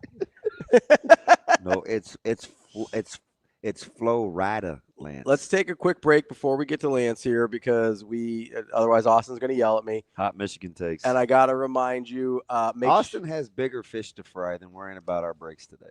Easy. Right? Easy. Yeah, he's got probably – oh, no, he did big game chain yesterday. Cod, halibut, way bigger fish to fry today. I thought fish fries happen in the spring. Oh, you can fry fish whenever. Don't tell that to my mom. Well, it's true. She's from the South, though.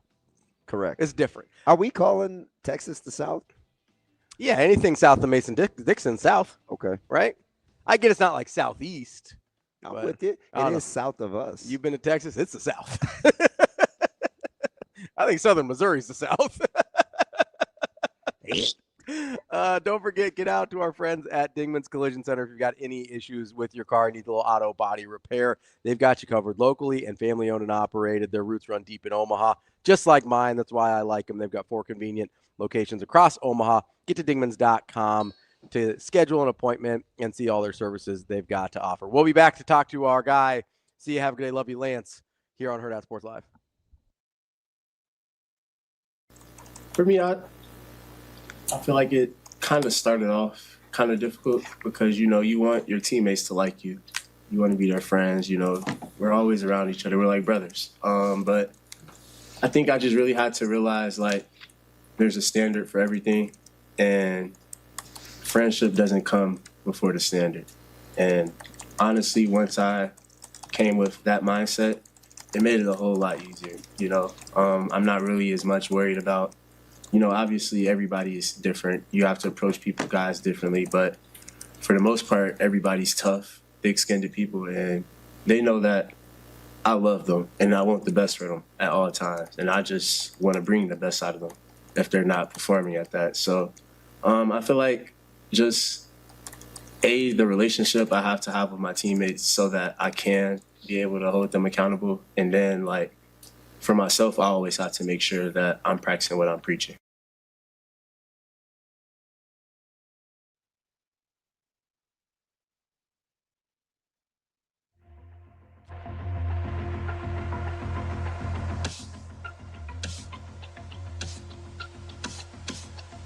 You're listening to Hurrdat Sports Live. Welcome back, Hurrdat Sports Live. That's DB. I'm Ravi Lulla here at Hurrdat Sports Bar and Grill. I know there's a cause near and dear to both DB and Lance. It's our friends over at Big Brothers Big Sisters because they're all about mentoring. They like kids more than I do, so I have to contribute in other ways. Like last night, they had a little fundraiser I went out to.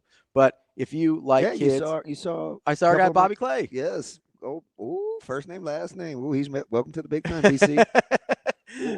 But if you want to make a difference in kids' lives, Big Brothers Big Sisters is the way to do it. Whether you want to donate time, donate money, whatever it is, they've got you covered, and you can help make a big difference with little moments in people's lives. Go to bbbsmidlands.org to sign up. They're looking for 60 men in 60 days to help be mentors. It's bbbsmidlands.org. All right. You going to call him Clay? I'm going to call him Clay. Bobby Clay. That's what your mama named you? Oh, that's a different Clay. Let's get to our Florida Lance. Yeah, let's get to our Florida friend Lance here. Right. What's going on, buddy? Man, what's up, good Florida morning, Lance? Man, I was doing good until I saw my son spend $12 at McDonald's this morning. I'm like, man, what costs $12 at McDonald's? Everything now, for man. breakfast. Everything now. Hey, so I said, listen, you know Zoe. Hold on, before you go there. Hold on, DB, before you go there. Did y'all watch The Wire? Yeah. You know I turned that stupid show off. Yeah. Well, listen, in the words of Stringer Bell, the price on the brick then went up. Because McDonald's is out of control. I can't stand him as an actor, too. You talk about typecasting. But anyway. I'll be right back. So. Go ahead. Hey, Kate, thanks. Love you. Bye. So. No, she's at the same school now. No, go ahead. He's so funny for having that on cue. Really, Sugar Shane? Yeah. Really? That's your boy. So needs a slap for that. That used to be your go-to. Whenever you would drop that, I knew you were disappointed in me. It was like you slap. Hey, so listen. So Zoe, like her go-to is chicken nuggets. So I'm on the app and I have I don't know, man. I gotta have 35,000 points. And the other day she's like, well, she wanted 2 fries, and so I was like, man, let me just see what a large fry is. Do you know how much a large fry is at McDonald's? Shit, man, what is it? Is it $5 now? Yeah, I don't know. It used to be, what, $2? Listen, it came up to $4.69. Yeah, that's $5. That's ridiculous. I had to take a double take. I said, "Oh no, there's nothing right about that." And you're gonna give me the Happy Meal? You're gonna give me the Happy Meal for less than that? Oh, I'll take the Happy Meal and get the 2 little baby 6 fries instead of the apples. You know what I mean? Right, exactly, yeah. Yeah, McDonald's is hot. You need the app. It's gotten a little pricey. I just told him that. Yep. I said, hey man, you get that app, man. Listen, you get these deals because that was ridiculous. He got 2 McGriddles. Just 2.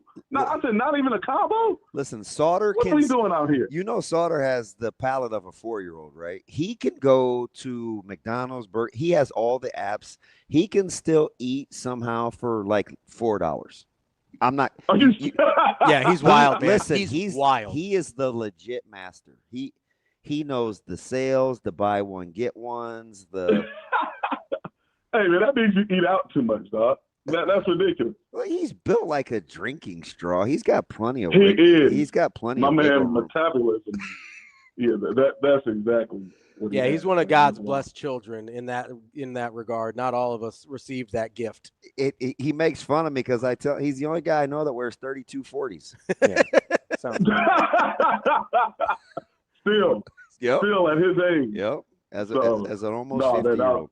All right, talk to me about your it's Maize and Blue Ann Arbor week. I don't know what the school's name is, but that's what this is, Florida Lance. How are we feeling?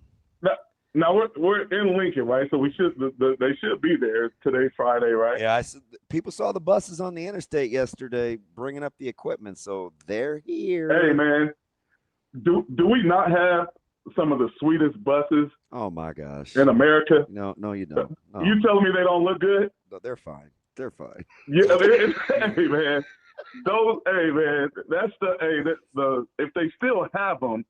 With the they do. They're the same. Yeah, hey man, them mugs are sweet. I'm not just because I'm a fan about it. Hey, listen. Right. You want to know what Coach Rhule thinks about that? Coach, tell him. Nah. Honestly, mediocre at best. Lance, mediocre at best. Are you guys ready or what, man? Yeah, we Y'all are ready to go or what? Yep. You feel good?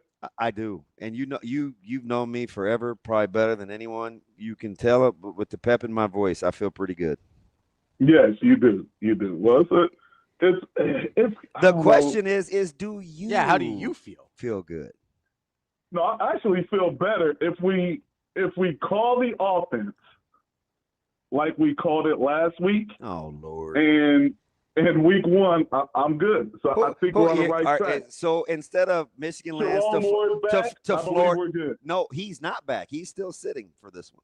Oh, he's still out of there? Yeah. Nah, still probably. Oh, if I'm going to see, is my guy Poggy doing it again? Yes. Hopefully. Yes. Oh, your guy Biff. Your guy Biff. Yeah, Biff. Yeah. Cut off sleeves Biff like DB. You know, we ordered sleeveless hoodies this year. That is the worst looking look in America. Damon and Bill Belichick. You're such a hater. That's horrible.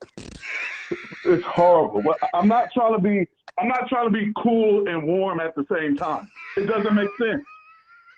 I'm trying to pick one. I want a hoodie to be warm. I wear a t-shirt to be cool. Sleeveless. Right? You can't do both. And that actually sums up Damon Benny's personality. Oh, here we go. Jeez. How we make this about me? Talk about your boys. It's not personal. Oh, of course not. I guess. Yeah. I'm just talking about the shirt. It's the gear. That's just ridiculous. Hey, we've got a couple of pictures of your bus on Twitter. This is the one I think you should be in. I'm retweeting it. My man Bruin Steve obliged. Yeah, it looks like an old school. It looks like the one we used to have to pick the kids up in Northwest. Oh, that's it. No, that's speaking of that, right? So like you guys had Larry Martin on and that was a good interview. Thank you, Ravi. That was a good interview. What? What Ravi did most of the talking or something? I heard you, DB. What are you talking about? I asked a couple good questions. We bantered back and forth. I asked a couple of questions. I'm a little surprised you liked the interview with your roots, but you are about the kids. What did you like about Coach Martin? Oh well, I've come around. You know, this really isn't personal. I wasn't a Larry Martin guy as a coach, but no, man, he's been around. He's been around a while and seasoned, and you know what I mean, the seasoned vet and all that, and he helped out our guy, Juan Johnson, and helping him getting that job at South, and where he started with you at Northwest, and all that good stuff. So yeah, man. So just hearing that and letting kids understand, hey, man, they better love you more than you love them when it comes to recruiting. You know what I mean? He's got to be torn because he has a lot of really good players that are tweeners. Mm-hmm. Jeremy? Oh, we lose him? We don't get the Michigan hot takes. Might have lost him. He keeps trying to talk in that insulated school building he has. He goes to he teaches at a private school. It's tough out here, it's probably like storm sheltery and 88 bathrooms and I hope all that other good stuff. Performing arts buildings. Hey, all that type of it's good to have. Performing arts are important. No, zip it. Apparently, according to the Department of Education, more important than athletics because some get credit for class and some don't. So That's the argument we're having on YouTube right now. Wait, what is the argument? Well, because we were talking about, school choice and academics versus athletics and extracurriculars versus curriculum. And so the point was, Todd suggested, well, hey, you can go to school wherever you want, but you have to play extracurriculars where you're from. And ridiculous. Yeah, I think that's a bad idea. But and why? That's my question, is what makes sports less a part of an education or less a part of a well-rounded student than anything else? And somebody brought up, it's like, well, the Department of Education decided that arts contribute to that, so that's why they're part of classes. I was like, okay, but what is, like, I understand the function, right? I understand the law that makes it so, but why is that determination considered to be accurate? I don't think it is, right? I think athletics contribute as much to a student's well-roundedness as art or classes or whatever, right? There's a lot of, like, it's all part of the thing, right? Do we really want to have the conversation on whether a baseball scholarship, a basketball Shane, your mic's on, bud. a football opportunity is somehow, hey, Shane, stop your talking mic's over on. Is somehow more important than if somebody wants to go to school right because of the SAT and the ACT? Right. Do we really want to have that conversation? I don't think it's necessary to have it because I think that's silly. Like, I think that premise is silly. When we talk about competitive balance, I love how we like to pick and choose whatever it is we're interested in. We don't care when somebody changes school for academics. We don't care when somebody changes school for band. We don't care when somebody changes school for and again, theater before you or guys whatever. say, oh, look, he's at Westside, they win. Look at our enrollment. Look at our enrollment and opt-ins. The data is there for everyone. It's there for everyone to see. So before we make these wild accusations and implications, because we have been successful, take a look at look at the data. Yeah, I mean you're picking the wrong school if that's the argument you want to make. I mean, if we're being real, I got nothing. We just line up and play it. I got plenty. Like, I don't know. I've been living in Millard most of my life. I'm pretty familiar with the demographics and who lives there and who doesn't. Anywho, take that for what you will. Let's get back to Floridian Lance. Lance, you got a couple minutes before we talk to your boy. What's up? Hey, I'm back. What happened? Anyway, DB, you had a story for me? You're awful. You're awful surly today. No, I'm just, hey, man, I'm telling you, man, that $12 McDonald threw me all the way off. You know, hey, do you agree with the premise that it only takes one class to turn a school around at the high school level? Yes. Okay. Like one 4-year section, basically. I wonder what would have happened, like, let's say, I don't know, North, if Calvin Strong doesn't come. Sure. You know what I mean? Well, his class, it wasn't him by himself. No, I know, but I mean, he was. I mean, Bates and Niles Paul were before that, right? Yeah, but it wasn't enough yet. Okay. People didn't know enough. No, it wasn't. It started to change, though. Like, I mean, kinda. Well, I mean, so when Coach Bar. Oh, listen, 07, 08 was vastly different than 11, 12. I get that, but I also understand that, like, the job when he took over was a dumpster fire, and it felt like that was the first time people took them at all seriously was the Paul Bates class. I don't know. We were 1-8 at Burke, and we almost beat them. So I don't. I'm biased. They made. Let's say Bates threw a ball to Paul in the rain at Burke for like the game winner with like 11 seconds left, and we won one game that year. So I mean, and remember, hey, before that class, they had the like the 4x400 state meet record guys. Remember with Berger, I think. Oh yeah. Didn't Berger play with that? Yeah, they were legit. Nah, yeah. It was a couple underachieving years too now. Where it was some talent there. No pushback from your boy. I'm just trying to. Yeah, I mean, it was. Let's not. Yeah, no. It was some. It was always talent on the north side. Now, what made the difference in the class coming together? The class played together and knew each other. You know what I mean? Yeah. It wasn't individual good athletes coming and you're trying to build them for the next 4 years of high school. That's hard to do. And once things changed, where a lot of kids started to go play for the Little Vikes, because the Little Vikes weren't a good program. You know, they weren't the top, you know what I mean, athlete program. And then they, you know, so then he helped build that and started to get the collective to come together.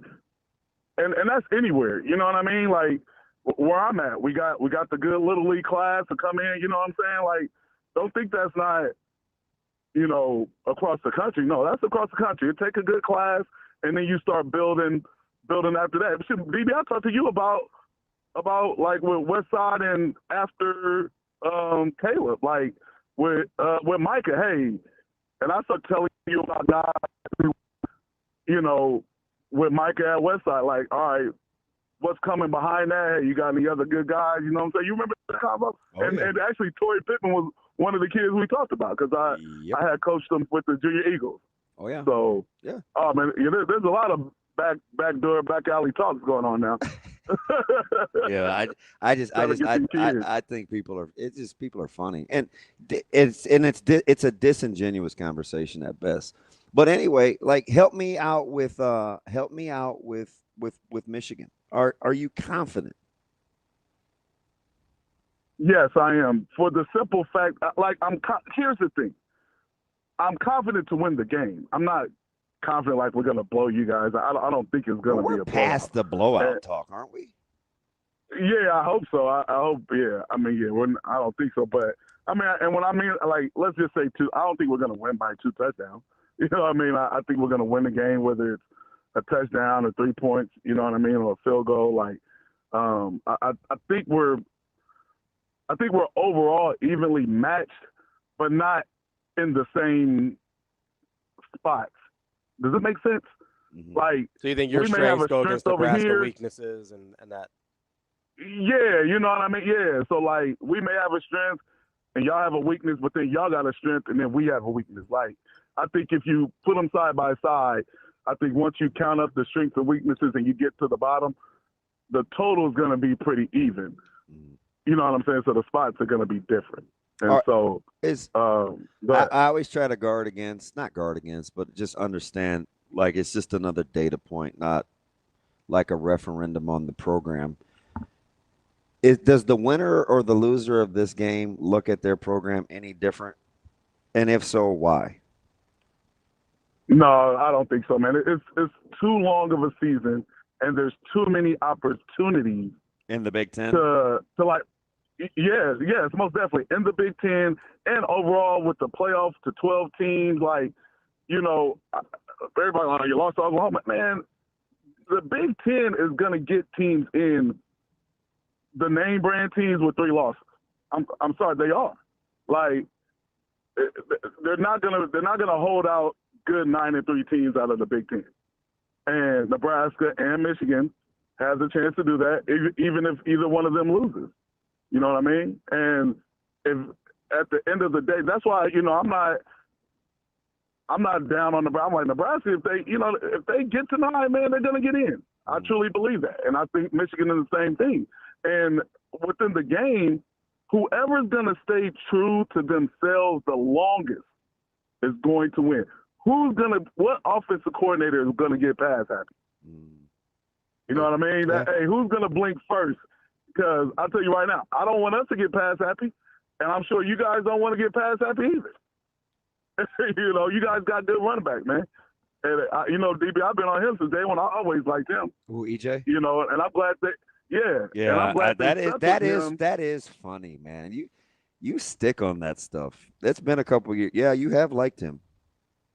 Because remember, I saw his progression. Yeah. And you were like, it's the end of the run. I said, no, DB, it's the start. Yeah. His start of his runs were better. His vision, his cuts. I said, he'll get to the end part. And, you know what I mean, that second, when he gets to the third level, he'll get to that. But he had to start first. Mm-hmm. And you see now, hey, what happens when he gets in that third level? And I'm glad they stuck with him with the football. That pisses me off when somebody makes a bad play and they just take them out and never let them redeem themselves. I don't like that. So I'm glad they stuck with the kid and he came back and got belief in him to, you know what I'm saying, to stick with him. So yeah, why did they hammer a kid and bury him after a fumble in Pasadena? Damn it. Right, in L.A. Exactly. Yeah, Patrick. Yeah, for sure. And UCLA. not giving that Well, that's opportunity. why he got mad at Nebraska. Is in LA. You've never told that story, Yeah. Lance, how you didn't appreciate how the local guys were treated sometimes. They think you just grew up hating Nebraska, and that's not true.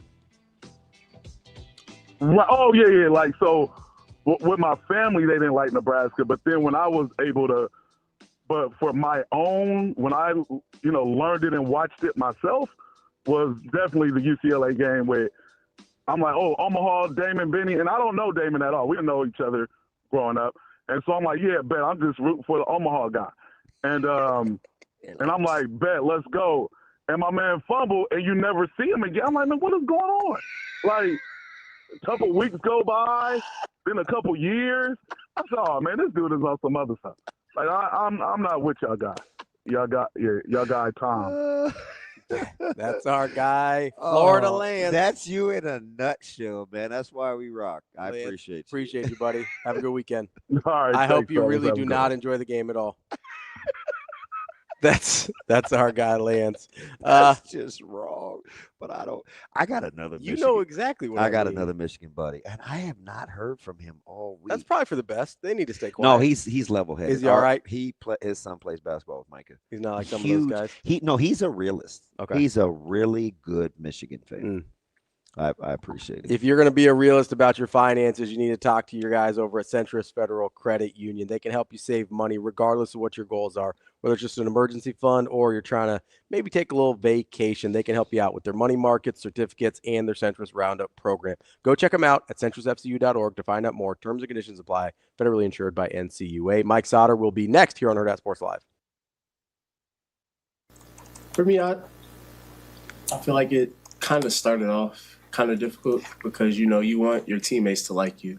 You want to be their friends, We're always around each other. We're like brothers. But I think I just really had to realize, like, there's a standard for everything. And friendship doesn't come before the standard. And honestly, once I came with that mindset, it made it a whole lot easier, I'm not really as much worried about, obviously everybody is different. You have to approach guys differently, but for the most part, everybody's tough, thick-skinned people, and they know that I love them and I want the best for them at all times. And I just want to bring the best out of them if they're not performing at that. So I feel like just, the relationship I have to have with my teammates so that I can be able to hold them accountable. And then, like, for myself, I always have to make sure that I'm practicing what I'm preaching.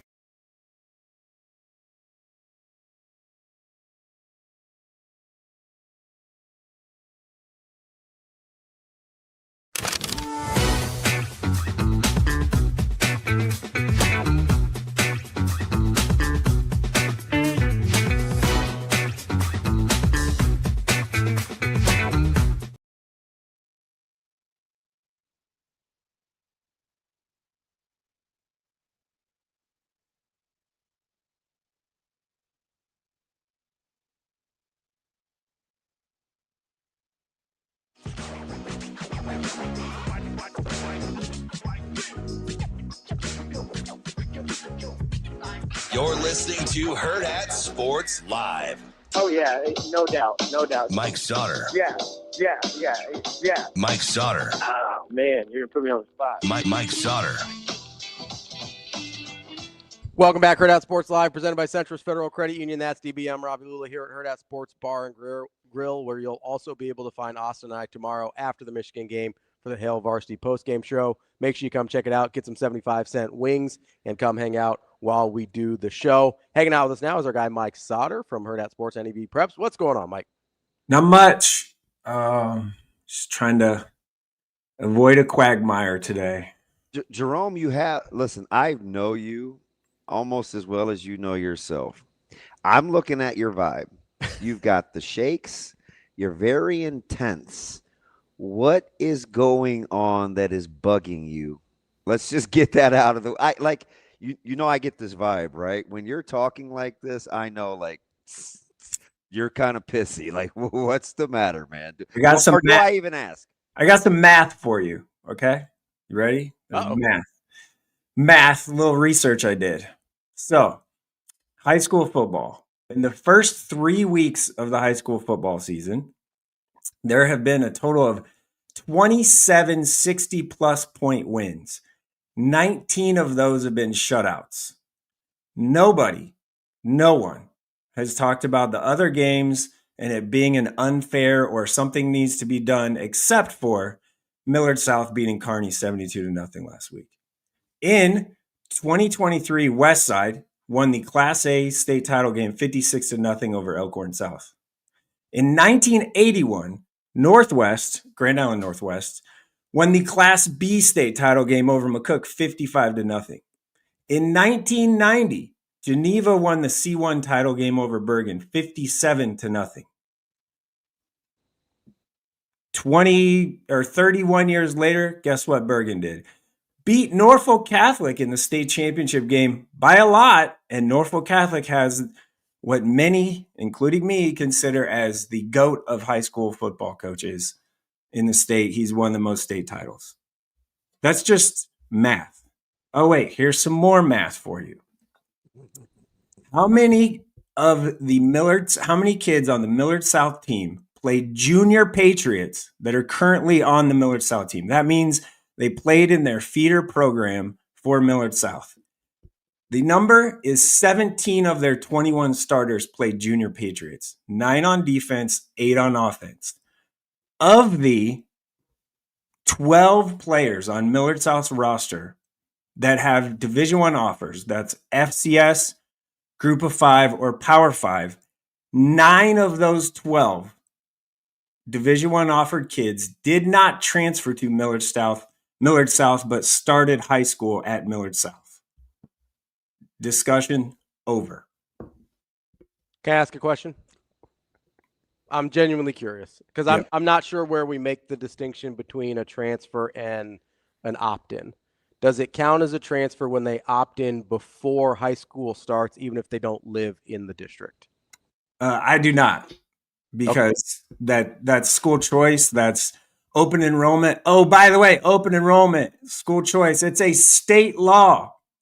The state legislature would need to change that. It is not the NSAA in air quotes. It is a state law. I think the issue that a lot of people have when they talk about transfers is not necessarily the in high school transfers, which is a thing that does happen. I think a lot of them are talking about opting to go from one district to the other, which is fair. I don't have a problem with it. Before, like when they enter high school? Yes. Like if you're an OPS kid and you decide you want to go to Millard South, I think that's what a lot of people are talking about. Now, you make the fair point about the junior program. That has nothing to do with districts, though, right? You can play for whoever you want to as a junior, right? Right. So I'm just saying. I'm saying because, and I'm not going to bring mud. I'm just saying, like, I mean, the junior Wildcats team if all those junior Wildcats folks go to Millard West, they're really good. They're really good. Really good. Yeah. So I don't make the distinction between feeder programs and not. I think kids go where they think they can get the best coaching. I think kids go where they feel the most wanted. And I think kids want to play with friends. So those are the three determining factors. I mean, prep cleaned up on, 40% of that junior Wildcats program. That's pretty good. So, you can't begrudge. Well, here's the thing. Even I don't have a problem with it. I don't begrudge. It's just not my thing. I don't. Like I think people do make the distinction between opting in versus transferring. And I know you make that distinction. I don't know that other people do. I don't have a problem with either. Like, I think kids should be able to go where they want to go. I think kids should be able to go where they feel like they have the best opportunities. As long as DB has said income is, or tax revenue is related to school funding, then you have to allow kids to go where they want to go. As long as you don't have equal funding, correct, you cannot tell people they have to go to a certain school. What they're going to be able to do for opportunities. Like, I agree. At the end of the day, that's just what it boils down to. NSAA can't legislate that. It just is what it is. And I will tell you, if you ever, which I would imagine 90% of the people that have an opinion on this topic don't look at the numbers. If you ever look at the data, Westside, if they didn't take option enrollment kids, the state funding would be you have to make nothing, basically. Like it would be extremely small. Here's the dirty little secret. Ask what happens within the building with open enrollment when you aren't prepared to take on all sorts of clientele. Because for every athlete or band member, or what else are we good at? We're good at, debate, theater, drama, debate, swing choir, show choir, which wins a lot of trophies, right? Yeah. Your special education caseload grows as well. Yes. You have to be prepared to take what comes with that and diversify your portfolio and devote the resources to it. Not all school districts want to do that. That's their choice. You poll different teachers within different school buildings about what they want to take on in terms of their caseload. Everybody's got a different story to tell. The problem is we're so worried about optics, because optics are what we do when we don't have enough information, that we make all these sweeping judgments. There's no perfect solution. Believe me, there are folks at Westside that are unhappy with the ever-changing student population, but they also don't mind getting their incremental pay raises and having the district meet budget either. So you can't have it both ways. It's just not gonna. I just know this. We No, are. No, it's an easy answer. Just understand that public school districts operate under tax-based revenue. I know going to prep and stuff like that, with what you're familiar with, it's not a thing for you.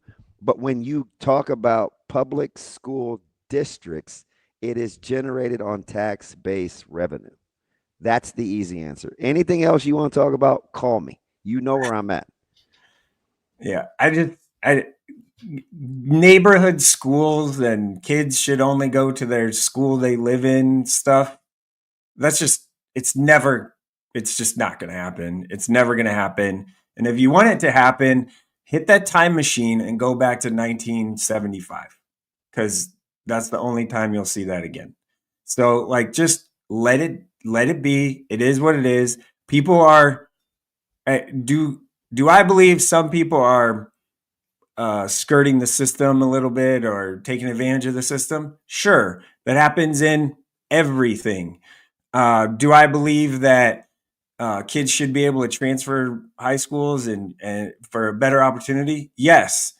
Do I believe that kids need to make a change sometimes to better their life and stay out of trouble and have a better future for themselves? Yes. And if you don't think kids should have that opportunity, then you're not for kids.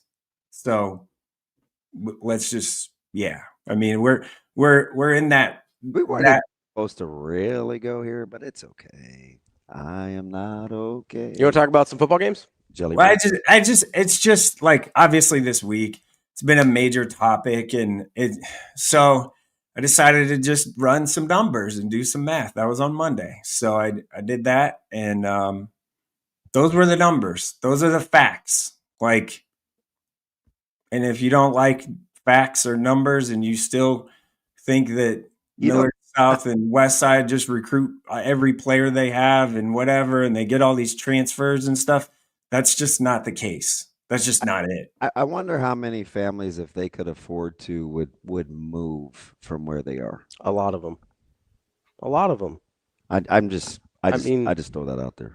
Yeah. Right. Whether it's Bennington or Millard West, or if you could move and you could afford a house, and you're like, hey, I know my son or daughter is not going to do X, Y, and Z in college athletically, but man, I want to be able to take my iPads home, and I love the academic rigor or whatever, right? Where they would move. Mm-hmm. I think it's a pretty high number. I think there's a handful of schools or districts across the city. Because I think sometimes what we overlook is people settle for what they can get because it's the best that they can what they can afford or whatever. Yeah. And with that, you want opportunity. So I don't feel good legislating the morality aspect of it. And I know I don't. I know you guys give me some other people that like can afford to move and live where they want to, and that's great. Then I think it's a different conversation. But I mean, we had to like. It's just I don't know. I know you guys give me a hard time because I'm a Miller North honk and everything, but like I genuinely am appreciative of the fact that I got to live and grow up in that district, and I also understand that not everybody has that opportunity. Like I was incredibly fortunate to go to and like I'm not a good athlete or anything, but I had a great education. I had great teachers. I had great like support staff around me. I had great counselors helping me figure out where to go to college and things like that. Like I knew people that went to other schools that did not have that, right? And so why like I didn't decide where my parents lived. That had nothing to do with me. I don't know why we're afraid to say out loud that some kids want to go to college because they're good at sports. Yeah, how is that a bad thing? Like we keep dancing around this. Like, how is that less valid than wanting to go to school because you're good at band? Or you're. I know people that went to college for some band. kids know that academics and being the best and brightest isn't their thing. Right. But their best opportunity is to provide a trade in return for them having the opportunity to go to school. Like, let's not pretend like I just don't feel good judging that. The whole point of this is to create better opportunities for children and youth to have for the rest of their lives, right? You think I'm mad at Sevier for finding the best opportunity for his kids from a special education aspect and the baccalaureate program? No, because that's what it boiled down to. Yeah, and Sevier's kids are both band kids. Toured a ton of school. Like, yeah, I'm not mad at him for that. It's the same thing. Yeah, but anyway, Jerome, how did we feel? Is Lincoln Standing Bear pretty good? I think they're okay, and I think they're going to be good going forward down the road. That was pretty competitive. Yeah, it was more competitive than the game I was at, but that's okay. So, were you surprised? Where were you at last night? I was at Waverly Elkhorn. Waverly's pretty good. So yeah, they are. Shoot. Yeah. Hey, like the thing on Waverly, one thing there, Nathan Axman, obviously their running back, gets a lot of attention, and rightfully so. The first touchdown, that run he made, the balance and vision that he had on that play was remarkable. But Gavin McMillan is a dude for them, and a dude, number 0, just a junior, great leader, long-armed guy. They moved him to safety. He's probably a corner, could maybe eventually grow into an outside linebacker, but that kid is a dude. He made a great catch in the back of the end zone on offense too. Had a pick that was really close to being run back for a pick 6 from like 65 yards. Came out of nowhere to do it. So he's a really good player.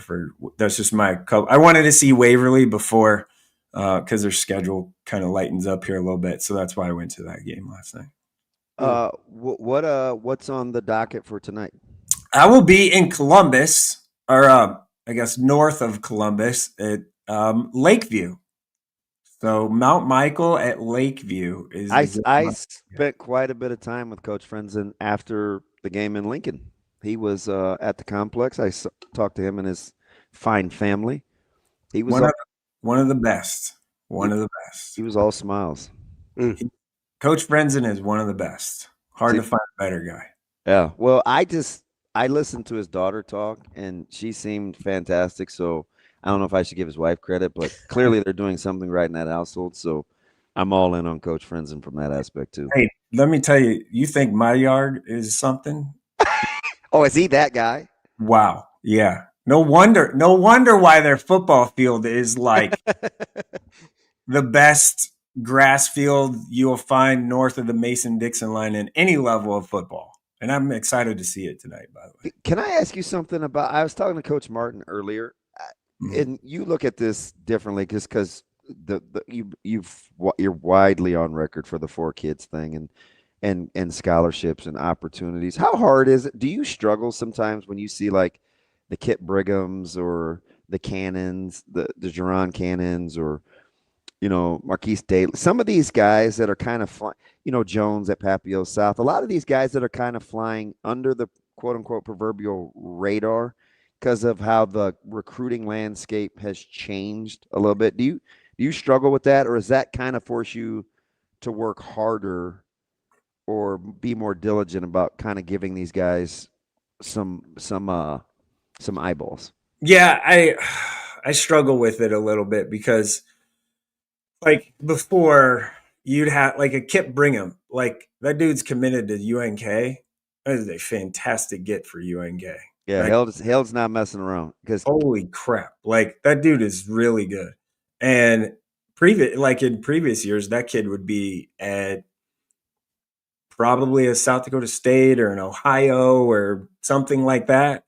And it's just the landscape has changed. So it should make Division II football and FCS football and like those levels a little better because they're not reliant as much on the transfer portal and stuff. And like Jerron Cannon, like what he did last week against Central, come on, like that was pretty good. So you have guys like that. And to UNK and Wayne's credit, they've recruited really well in Nebraska the last handful of cycles.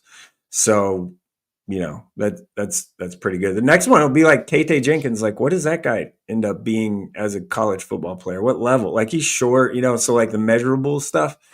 But I don't know if like it's hard. Fortunately, unfortunately, I'm gonna have the joy of, I think, the two of the best players that I've ever been around that are the most difficult recruiting profiles. Calvin Strong. Good call. Calvin Strong and Tate Jenkins. You know why? Because they both. Oh, it's so, and I think you know what I'm getting ready to say. They're great backs. They're not like 4-4 guys, but vision, enough breakaway speed on a football field and not track times. And both are plenty fast. It's just you have to have elite level speed to beat that frame. And they both walk duck footed. Okay, that's enough. They do. It warms the cockles of Jay Foreman's heart, who is also they do. They both very, very slew foot. They both walk like their feet. Yeah, he's going to be he's at SDSU this weekend. So, well, there you go. I just talked to Dan Jackson this morning, actually. Isn't he something? He's great. Like, and they got a huge game October 25th. North Dakota State comes to South Dakota State. Yeah, I'm torn between two lovers. I love both programs. I'm closer to Coach Jackson than almost anybody at that FCS level, but those are two fantastic programs, man, that try to represent the Metro. Yeah, and Cole Payton is now the quarterback. Everybody loves Cole Payton, and he's healthy. Yeah, so that game's huge. But no, Dan will do a great job at South Dakota State from a recruiting perspective because he did when he was there before, and even when he went to Vanderbilt and all that. Like he still recruited here, so that's a positive to have him around. So I guess in the area again to recruit kids. But what other gauntlet matchups do you kind of have your eye on? Oh, I guess West Side Bell West. I'm just interested to see West Side or Bell West got some confidence. They needed some confidence last week, and obviously playing Bellevue East, they got that. Threw the ball around a little bit, and Bryce Johnson has turned into like a dude, I think, especially a receiver for them. So we'll see tonight. I'm interested to see how maybe close they can make that one. Pierce goes to Fort Calhoun tonight. That's another big one. Fort Calhoun. Coach Burge has done a really nice job there. So we'll see, what that looks like. Pierce is back to being in the conversation in C1 after a couple years off. So if Pierce can go to Fort Calhoun and win. I noticed they keep climbing in your coaches' rankings. Mm-hmm. So I think people appreciate Pierce's schedule. Yeah. And then 7 to 6 and 6 to 5. they jumped 2 schools that didn't lose. Like, right. I don't know. I think that all eyes on the Blue Jays. Yeah, and then Milliken will appreciate it. They play. I think it's week 8. Both teams, if both teams can win tonight, because Mount Michael is better than they've been in a while. Mount Michael has done a really good job. Are their numbers up? I think so, a little bit. Yeah. So, and number 57. Listen to this. Number 57 for Elkhorn Mount Michael is former number 57, Chad Kelsey's son. Yeah, one of my lawyers, he's a good buddy of mine. His son goes to Mount Michael, and he absolutely loves it. Yeah, I think they're good. And there's a little nugget there with Mount Michael. So Tyler Linder, the former SCOTUS coach, he's now the dean of students at Mount Michael. So he's an assistant. Did he take over? Was that Spooner's? Yeah. Yeah. Yeah. So he's helping out with football. That's just another set of eyes that have seen it from a head coaching level. So it'll be those are the 2 like C1 games that I'm pretty interested in. I think the A slate is pretty light. You got North Kearney. How do you feel about that one? Yeah, it's at Northwest. That's probably the one that is in A that you look at could be close. But Kearney going to Northwest, it's a little different trip mentally there. So let me ask you something. I'll get you out of this. Elkhorn North Gretna is another one in B that could be points of plenty. Could be a lot of points, but I don't know. Elkhorn North's linebackers are way good, and Elkhorn North likes to run the ball, and so far Gretna hasn't been able to stop the runs. So we'll see. Let me ask you something. Because I Jacob and I were talking last night about the Lincoln Southeast Norfolk game. I've obviously seen Norfolk because, they were in the huddle film, the pool for Columbus. Mm-hmm. Southeast fell just short last night. How careful should I be? Would you be like, DB, this is high school kids. It fluctuates emotions. Because I wanted to really take a look at prep and say, gosh, that's a really good win against Southeast. Mm-hmm. Then last night happened, and it's 0 of an indictment on Norfolk because it could easily be emotions, and Norfolk plays well. And I like Norfolk's offensive concept because that's what we kind of studied to get ready for Columbus. Mm-hmm.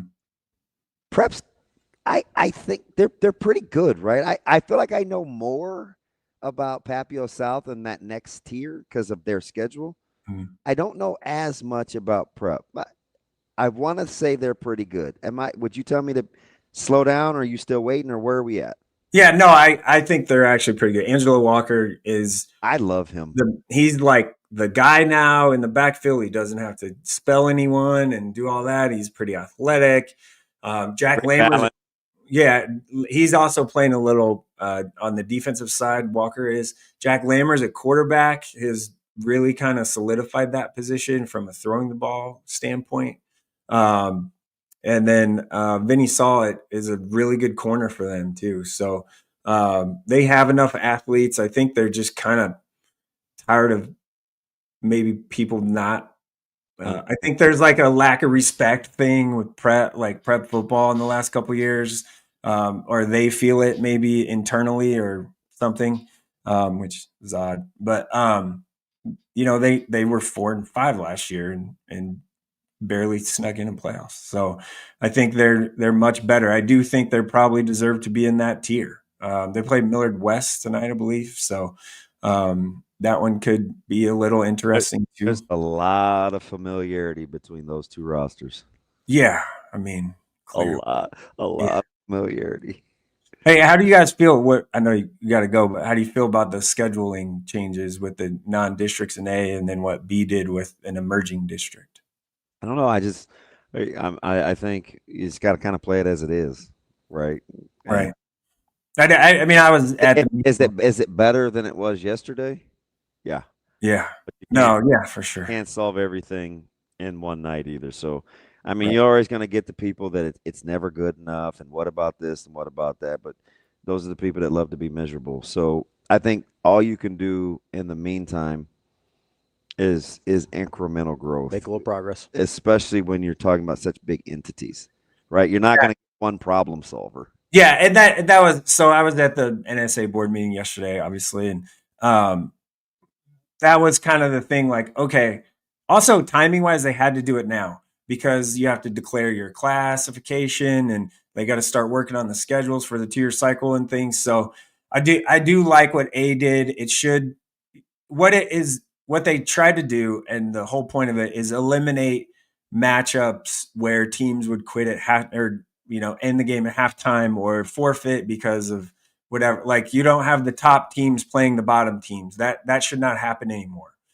with this new scheduling. Or maybe you might get one of those occasionally.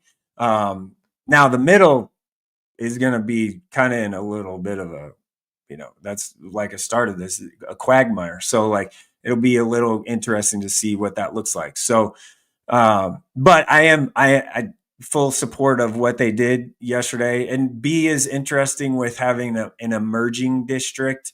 And I think that's just trying to get kids out and participation numbers up is part of that at some of those schools.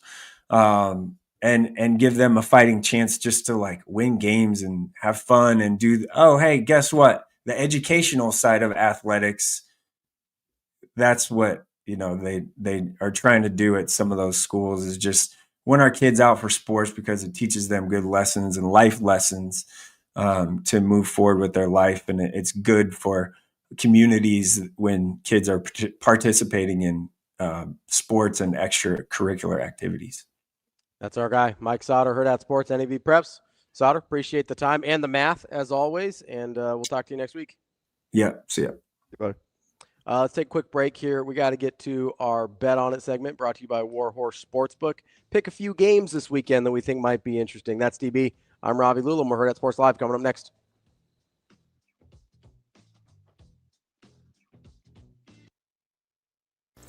For me, I feel like it kind of started off kind of difficult because, you want your teammates to like you.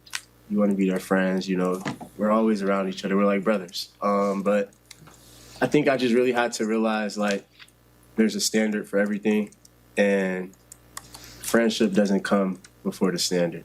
And honestly, once I came with that mindset, it made it a whole lot easier, I'm not really as much worried about, obviously everybody is different. You have to approach guys differently, but for the most part, everybody's tough, thick-skinned people, and they know that I love them, and I want the best for them at all times. And I just want to bring the best out of them if they're not performing at that. So I feel like just, the relationship I have to have with my teammates so that I can be able to hold them accountable. And then, like, for myself, I always have to make sure that I'm practicing what I'm preaching.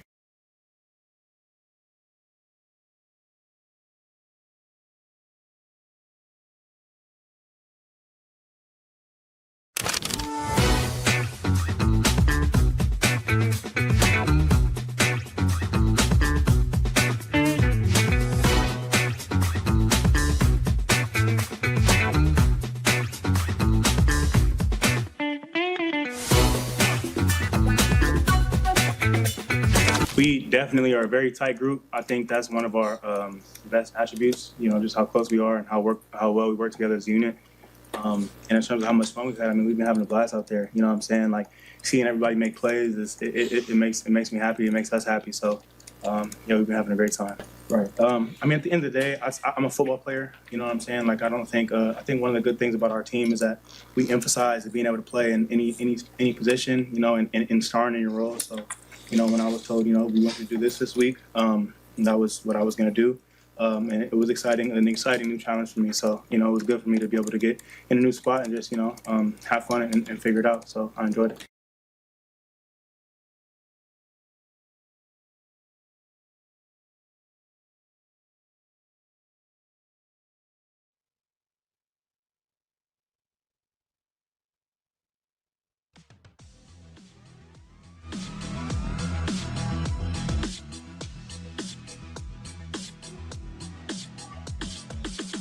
You're listening to Hurrdat Sports Live.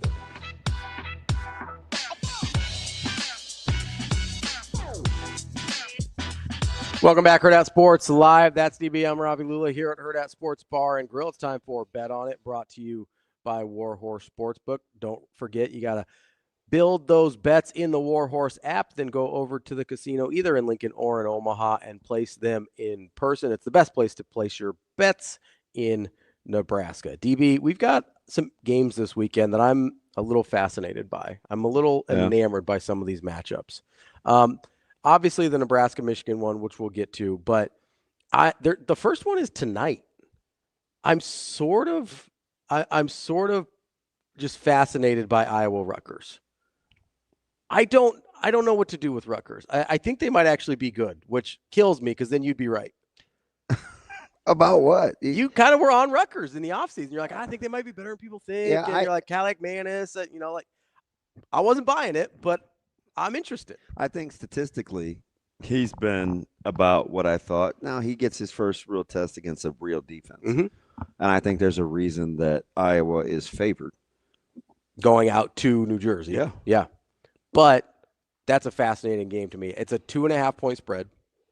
I actually think quietly it's one of those games that'll tell us a ton, not necessarily in the Big Ten landscape, but where those programs go the rest of the year. Because really, I do, especially for Iowa. I do think it's an important game for Iowa. It comes across as must win. I kind of agree. This is a game Iowa needs to win. It comes across as must win. I tend to agree with you on that one. It's 2.5. Iowa is favored at Rutgers. I kind of want to take Rutgers here. Well, you should. I'm going to take Rutgers. Okay. Do you have a pick on this one? No. Okay. I do not. Let's move on to the other, well, not the other, one of the other big games in the Big Ten. Illinois is a 6.5-point favorite against, or 6.5-point dog, against Indiana, going to Bloomington, ranked on ranked. Hoosiers versus Illini. Yeah, I'm going to take the number at its biggest. 4, where it was for a while, I'd have been like, 5. I was like, color me curious. Yeah. 6.5. I'll take the Fighting Illini. I am too. I just, again, I get the hand wringing over Illinois because I said it from, I don't know, since March, right? Yeah. However you feel about Illinois is how you felt about them last year. And people will look at, if you liked them, it was, you look at the bottom line record, what they did. They're pretty good. If you don't, it was a lot the of one-score games. Yeah. So a little smoke and mirrors-y. I liked Illinois last year. I think I'll eat. Give me the 6.5. Yeah, I agree with you. I'm taking Illinois as well. One of my favorite games this weekend, Texas Tech and Utah. You know how I feel about Utah. Texas Tech has been a wagon beating up on people, though. Not a lot of competition, but they've been beating up on people. They get off to such good starts. I'm playing the line here, not the matchup, because the line tells me to take Texas Tech. Because you think it should be more than 3.5? I mean, I get 16 versus 17. I just think this is me personally. Yeah. So I'm gonna talk out of both sides of my mouth here. Normally, I leave it up to Vegas to play the matchup. I'm not sure they know enough about, or they care enough about how I feel about one particular team for me to overcompensate for that in my mind. Yeah. Because I think Utah is really good. I do too. I think they had further to come in their respect than Texas Tech did. I think Texas Tech was always that team that we kind of wanted to rally around. Kind of on the rise. We knew what they spent. Expensive roster. So I feel like that's kind of baked into the line. Okay. I do. Okay, that's interesting. I hadn't thought about that. I feel like the perception of Texas Tech is baked into the line. Having said that, I don't think 3 is enough for Utah. They're begging you to take Utah. I'll take Texas Tech. You know what I say? Give me my free money. Yeah, I get it. I wish it was 3 instead of 3.5. I don't like being a hook over the key number. I get it. I think Utah's really good. Me too. This is one of those. I feel gross. This is one of those where I feel especially where it's a team I've been championing for since the offseason. Yeah, it's a prove it game for Utah for me. I think that's a W for the Utes. And even as we speak, I think you're going to be right. You got to stick with your principles. Yeah. So there's two of these games that are kind of they're not off the radar, but I thought they were kind of random for me to pick, but I'm interested about both of them. South Carolina's still a 9.5-point dog, and it looks like Sellers is going to play. Yeah, they're just not. I don't like where they're at offensively. I don't think that's too big a number. I think it's big for a reason. Okay. All right. Last one here. Purdue is a 25.5-point dog at Notre Dame. Interesting. I'm looking at this and I go, okay, Purdue kind of hung tough with USC last week. New kids on the block. I think that Odom's good at what he does. I look at Notre Dame. What they were setting out to accomplish this season is over. I really like Marcus Freeman, though, and I think he can get this team back mentally in the place they need to be. I'm fascinated by this line. I think 25.5 is too big of a number. I think it opened in the 30s. Yeah, I think it was 30, 30 and a half, something like that. I believe it did. So it's been come way down. Way down. Yeah. I think you get the best number available if you're backing the Domers. I'd lay the 24.5. Are you? Yeah. Ooh. I'd lay the 24.5. I kind of like Purdue here. The one that you're going to regret that I'd probably have to lock it up. Yeah, which one do you have? You're not going to like it. I think you got to take the Gators. See, I looked at that one. I think you have to take Florida on the road, getting 9.5 against Miami. The line says no way. Here's my problem. I think Miami's just actually good. Yeah, and I think Florida is way better defensively than we're giving them credit for. Maybe. They out-yardaged LSU. Now, they're pretty bad on offense. I don't know if this player's only dinner. Mm-hmm. You know, the whole we turned our cell phones off. The receivers went out with Lagway. They said, hey, it's not just your fault. It's all – I don't know what that's worth. Mm-hmm. But I just think defensively, Florida is good enough. And again, to hang. Another ball that Beck threw last week where he was bailed out by a great play by his receiver. He's going to put the ball in harm's way. I just think Florida is it's the same reason I liked Miami last night. I told our guy over at the dealership. Yeah. He's a huge Dolphins fan. Oh, yeah. I'm like, hey, man, if you want to refinance, I know you're a big wig over there. Take your Dolphins tonight. Yeah. It's kind of how I feel about Florida. Do you think at the receiver Lagway dinner that they reminded him what color jersey they were wearing this week? Or See, there you go. Because that might have been the most useful thing they could have done. I don't know. In that situation. I don't know. If I could get a player prop on over under DJ Lagway interceptions, I might do that. That's Bet On It, brought to you by Warhorse Sportsbook. I'm taking Nebraska money line.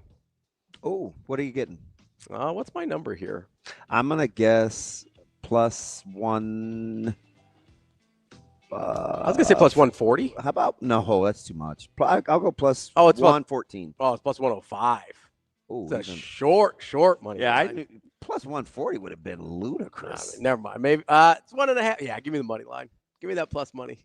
Take the plus money with the little bit of juice, just tiny little bit of juice. All right, that's Bet On It brought to plus money. That's Bet On It brought to you by Warhorse Sportsbook. We'll be back with Matt Vrzal coming up next.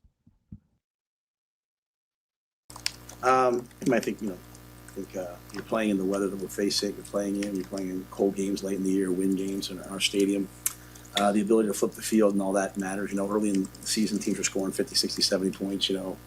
As the year goes on, the games trend down. Especially as the weather becomes impacted, and so the ability to punt the ball down and make someone drive the length of the field, the ability to get a good return and flip the field, I think are important. We've played well so far. There's some areas that we have to be better at, kicking the ball off, and opponent's starting field position is a key one. Our opponent has an elite kickoff return team, or a really good kickoff return team, so that'll be a really good story to watch. We haven't punted in a couple games, so we'll have to see how far we've come along with that if we call on Archie. So we haven't kicked a field goal in quite some time, so I think there's some things but we've been practicing, we've been working. Those guys are doing a great job.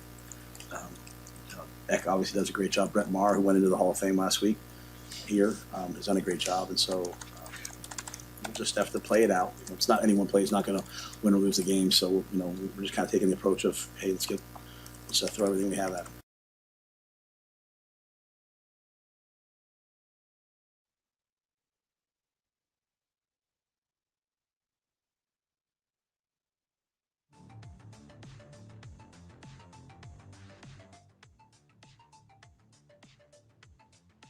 You're listening to Hurrdat Sports Live.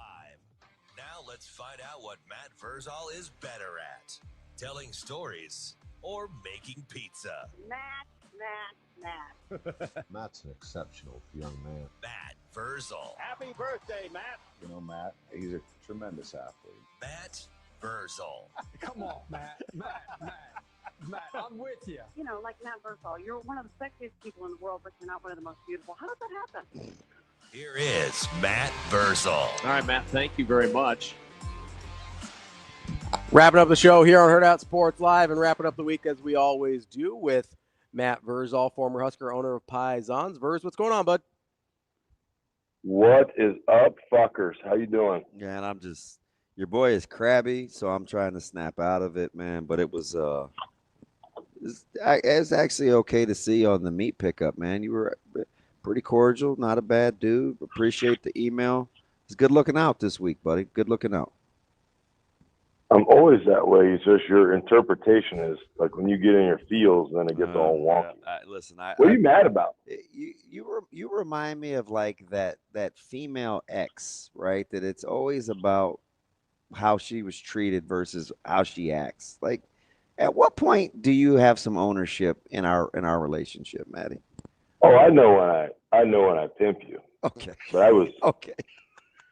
Like, yeah, and I admit that. Okay. Well, I mean, I willingly admit that. So I don't know. Like the stream started at like 6:58 with NSAA stuff and okay, school choice, public versus private, and we get guys that cry about not talking Michigan, Nebraska every 5 seconds. And I'm just over, I was just kind of over people complaining. You know what I mean? Like, I got you.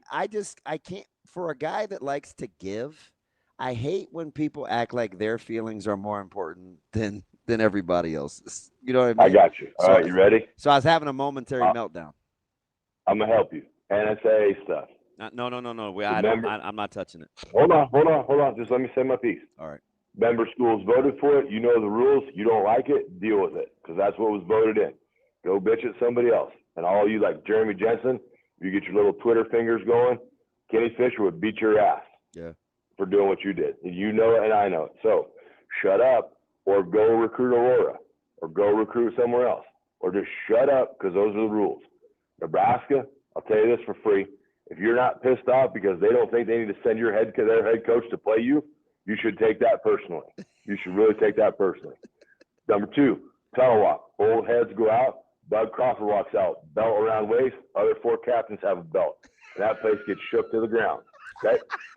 The other thing. Hey, can you imagine if that's how it goes down? Oh, my God. It should go down. If it doesn't, I'm going to be pissed because I'm already pissed. University. The 1995 team is one of the few relevant things left about your program. So, hey, maybe instead of saying from 5 to 7, we will tolerate you. Okay? Maybe you let us leave when we want to leave. Wow. How about that? How about you try that on? Okay?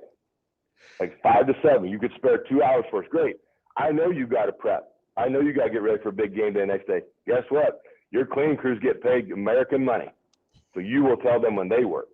And if they don't like it, then you get rid of them and you get another cleaning company. I had a guy who lives over in District 66 that would take that job. Hey, time for 2 coaching, baby. Let's go. Let's go. You know what I'm saying? Yeah. Like, we can handle a lot of business. All right? We can get things done.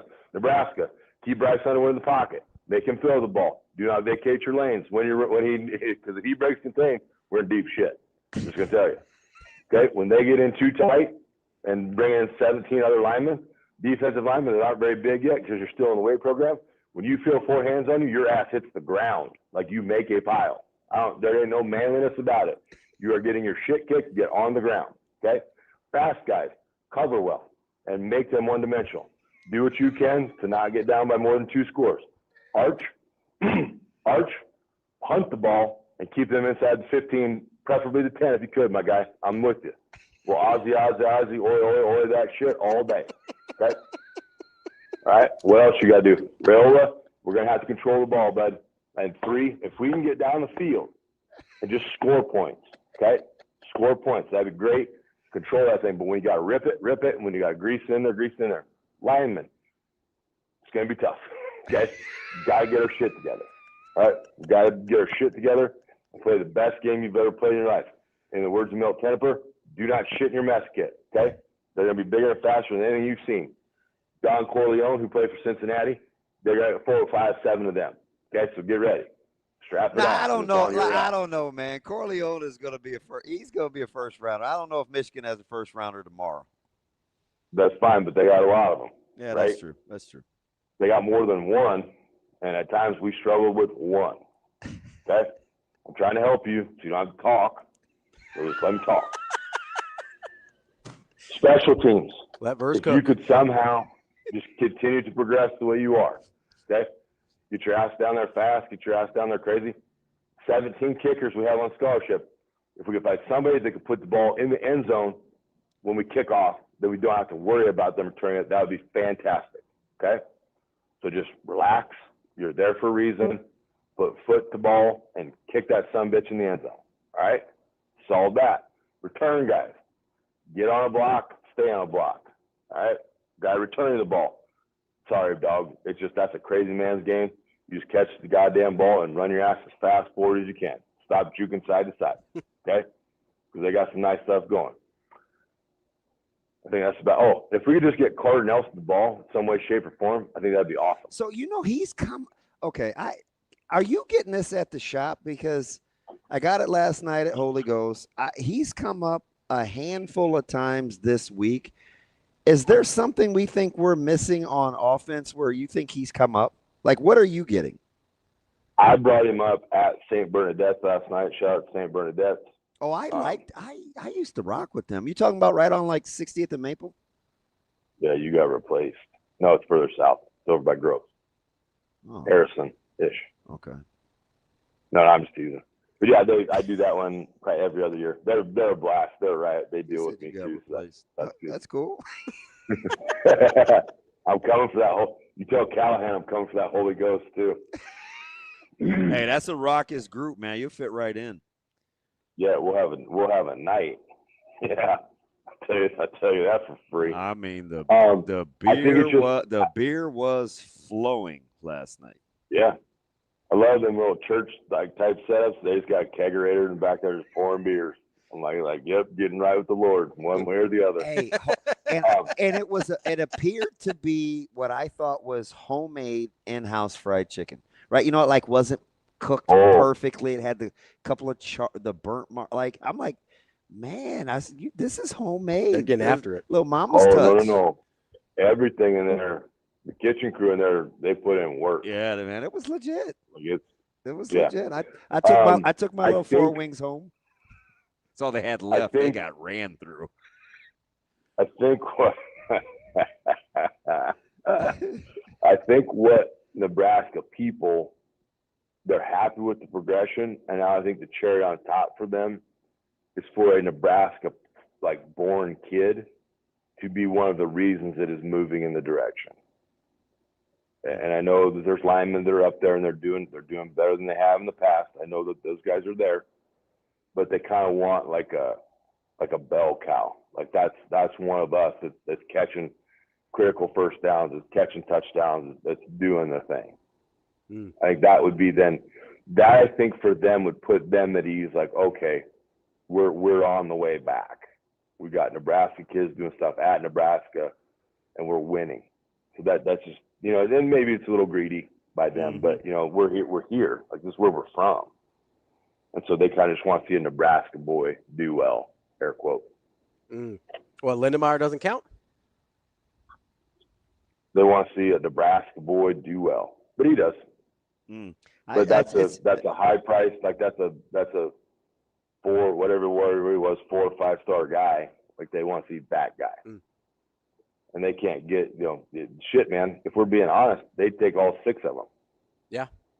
all 6 to be Nebraska. That's just the way it is.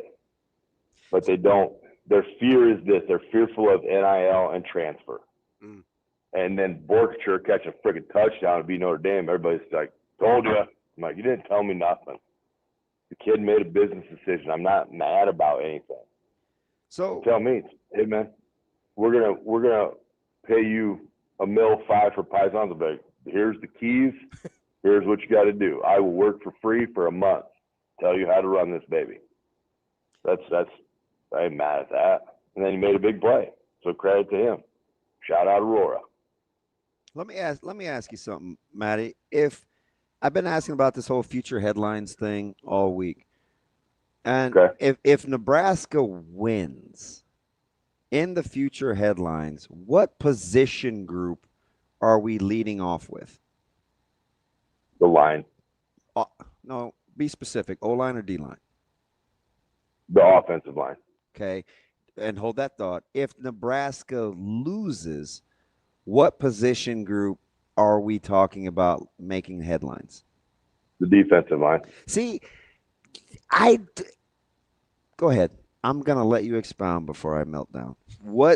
If the offensive line is humming in that game, because I think it's how Nebraska's going to have to win, they're going to have to get in a shootout. Because we don't possess, like I would love if everything would stagger and Nash and Ty are still there and you got a couple 2-gap players, but we don't. Okay. But we don't, and that's fine. Okay. But we got guys that are quick and agile, okay? I think they have a better grasp of concept now than they did in the Cincinnati game, where they realize, like, hey, I can't get washed out. Like, I have to do these things. Because where the offense is at now and where the defensive line was at last year, I think that would be a great mixture, but we can't do that. So you got to take what you got and you got to scheme the shit out of it. Like Butler, I'm super excited to see what Butler does. I think he gets crazy creative with the athleticism of the linebackers and the athleticism of the defensive line. Okay, so I really like how he operates those, because there was times last year where we were running twists and stunts with Nash and Ty, and that's not their strong suit, and it didn't look good at times, but plugging things up, it looked a little bit better. So that's kind of where I'm at with it, but I'm always going to default to the Lions, like I always will. All right. He's in the majority, correct? Mm-hmm. Everybody says that. So you don't envision a deal if Nebraska wins where we talk about them defensively? Man, buddy, it's okay. I just want to know. I'm just interested in learning, because you're definitely in the majority. I think the points scored in the game would overweigh the fact that the defense made a big stop late. Okay. Does that make sense? Yeah. I mean, listen, I don't know if there's a right or wrong answer. I'm just trying to understand. Yeah. No, I know where you're at. But I mean, am I excited? Like, for the defense to steal that headline and be the reason, you're talking like holding Michigan to like under 21 for that to happen. And you think so? That's not how you envision it. I think our best chance is to just start slugging. Like, all right, let's get some scoring going. I'm not going to bet the over. I would strongly recommend somebody betting the over. I do agree that the higher scoring the game is, that favors Nebraska, but I don't think they have to win like that. 100. Really? How do you see them winning? I think they listen. I got Nebraska like 24, 21, 20, 24, 23. But because I think Michigan is better than we think, but I also think so's Nebraska. So I don't see a ton of points. The real key for me is there's a couple, if you care. Number one, how quickly is Nebraska snapping the ball, right? Are they – yeah. Because I don't want Michigan to get super exotic, but you have to let Dylan do his thing at the line of scrimmage. So that balance, that yin-yang, is going to be fascinating for me, right? You can't get as super exotic with pre-snap looks if a team is playing fast. But I also want Nebraska to have the opportunity to possess the ball, so they need first downs. The other thing is these teams are pretty good getting to their opponents 35-30. What happens after that, I think, is the key. Are we getting 3 or are we getting 6? Because I do think Michigan is better than we think. If I'm Butler, okay, my big thing of the week is 3 is greater than 7. Okay? So if they can get down there, listen, let's not shit ourselves. They're going to get down there. Okay? But if I can hold you to 3, that anytime we get that is like us scoring. Okay? Because my fear in this is that they get up 2 scores and they go in and they put us in a grinder. And it's like, hey, baby, here comes 4 a play. Stop it. We dare you. And then I don't think we're built to do that, right? So, like, just play scenarios. Michigan scores, we get the ball, we get stopped, we punt. And Arch pins them at the 5. Okay, we need a turnover. We need a turnover or a stoppage there to boost our confidence, keep the stadium hype, and all those things to make us like just a confidence builder, right? Mm-hmm. But I think if we get down, like 10 or 14, now they're tougher mentally than they have been in the past. But I think 14 can spill into, 17 or 21. Mm. And then we're really, really, because if they can pin their ears back, they can use a Nebraska kid to attack that in like blitzing and that kind of stuff, the Houseman kid, then it's going to be a long day. But I gotta do everything I can to stay within that 2-score range. And I'm not saying just because they get up 2, it all falls apart. But if they're up 2 scores, we got to get points that next drive. Like it's mandatory. You have to. Because I can just see them. I mean, buddy, when they go Christ, they had like 9 linemen in on a play. Oh yeah, I mean, and they're not afraid to get in like 13 personnel. No, they don't even hesitate at it. My fuck's sake, like send a couple over, dude. Quit being so greedy. I do think we're in the same conference. I do think this is a tight ends game for Nebraska, though. To be honest, because it's about I'm fascinated with what happens with the intermediate passing game. Because Michigan has 2 tight ends, like they got a couple guys I really really like, and with Nebraska playing so much man to man, you can kind of manipulate the box. But conversely, Michigan's kind of struggled in coverage on the second level, and tight ends have been able to get busy. So I just want to tell myself, shoot, I love the fact Nebraska's seen Sorsby. Underwood's not quite as good a version yet. And I also like the fact that they neutralized Royer, who might be as good a tight end as they'll see all year. Although Michigan's are going to get there, they're not quite there yet. So I'm fascinated by 5 to 15 yards in the passing game. But as much as you were talking about, window dressing with Michigan's defense, Butler can do that to Underwood. Yeah. Well, yeah, 100%. Butler can confuse 100%.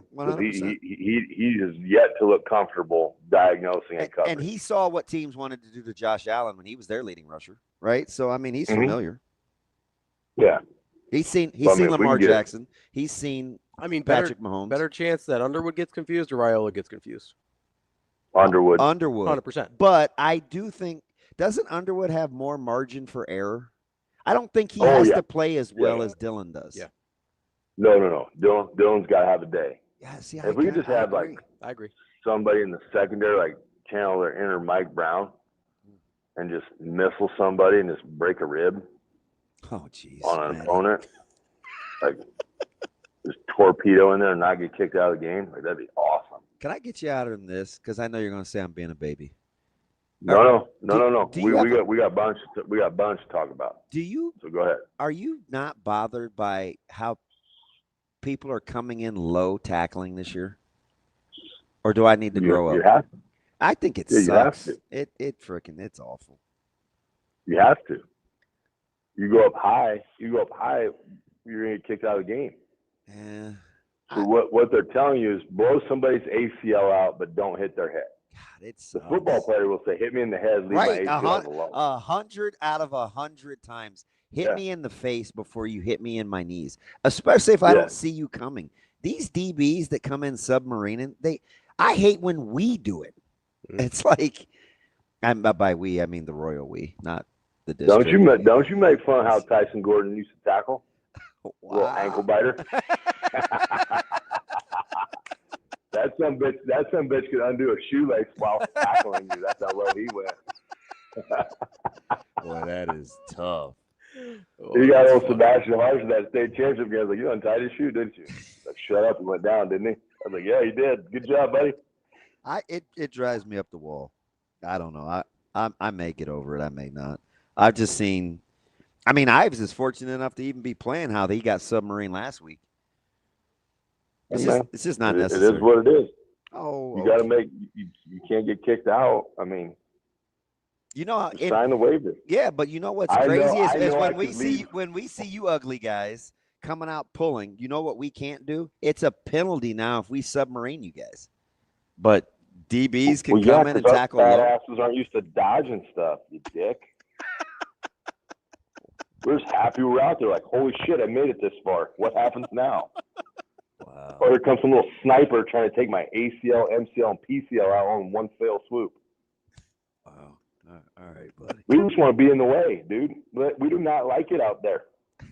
We like close combat. We don't want to be running in space. We just want to be in the way. I understand. Just let the little guy hide behind us. You just hide behind me. I'm just going to waddle out there. You just stay back there.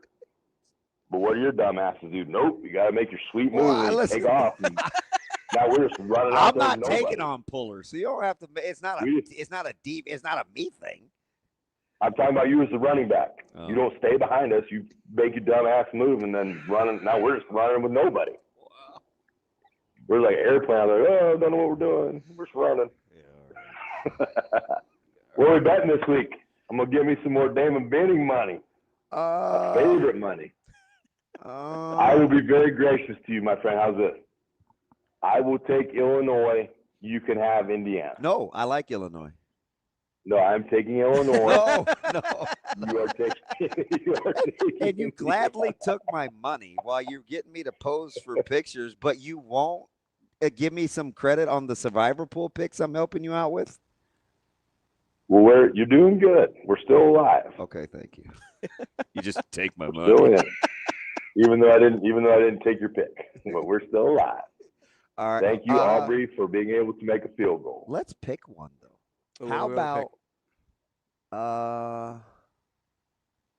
How about Michigan State USC? That's a big number. 17.5. Do you have a feel either way? And I want to take a game. Oh, I got one. Miami, Florida, 9.5. Who do you like?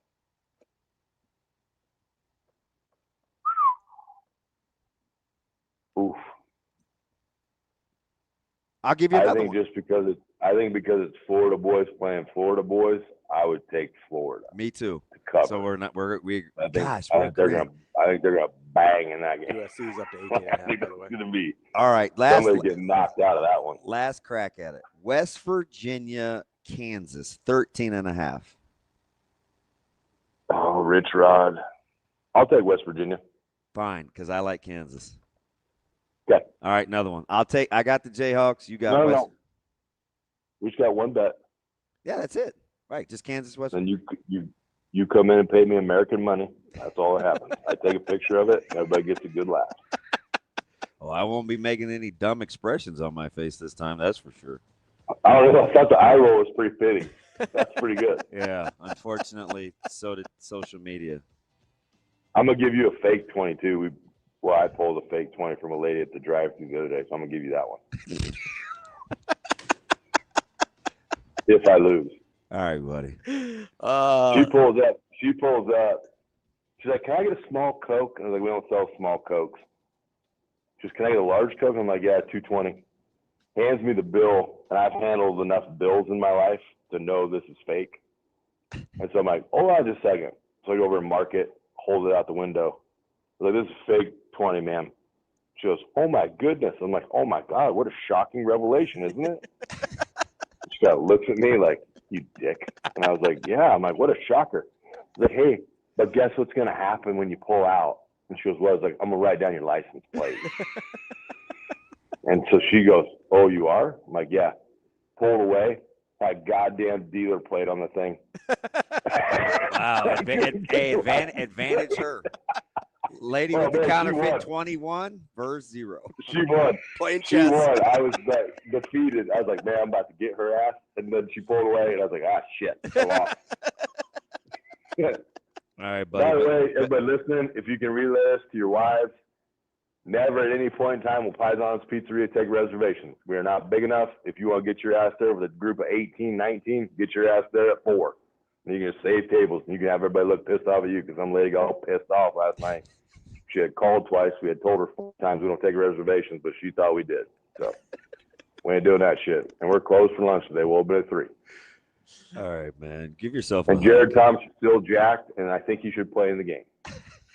Is he staying in Lincoln or here? No, he's in Lincoln. They came in, him, Mike Storms was with him, and his youngest was there. They got in Wednesday. This mutant rolls in, and I just looked at him, I'm like, buddy, because he's got farm now. I was like, do you have a truck on the farm? He goes, yeah. I was like, then stop carrying the goddamn cattle to the barn, dude. I was like, put them in the truck. He said mutant. That's road warrior hawk to you. You know him, like, what are you talking about? I was like, your neck is past your ears, dude. Like, let it go. You and Tony Veland need to get over this shit because there's a thing called aging, and you're supposed to do it, and neither one of you assholes is doing it. I can't wait till Thomas sees Wistrom's hair. That is going to be an absolute yeah.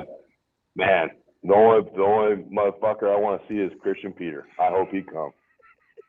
I miss that dude every fucking day. I really do. And I text him every year for my birthday party. I'm like, hey, man, I know you're not going to make it, but you're invited. He's like, you fat piece of shit. He goes, thanks. He goes, the only one that can get him here is Rizak. I'm just telling you. I know. All right, buddy, be good. Yeah, it's going to be a good weekend, though. You come. I got the shot loose ready, baby. No, I'm out. Carved out. Hey, this is what I even carved out a special trail just for you because I know you don't like your germaphobe. Do you know our studio had to get black curtains because of you guys? Damon Benning Alley. That's what we're calling it. The gear pickup is right outside our studio. Yeah, that's cute. You think a black curtain is going to stop me? All right, buddy. I'll see you later. You're going to see me. I'm just going to tell you. I'll tell you that for free. You will see me, Mr. Benning. I don't know. My boss is pretty tough. You're not going to like him. He packing lunch. He didn't mess around. I'm going to be about 7-8 vodkas deep by the time I roll into that bad boy.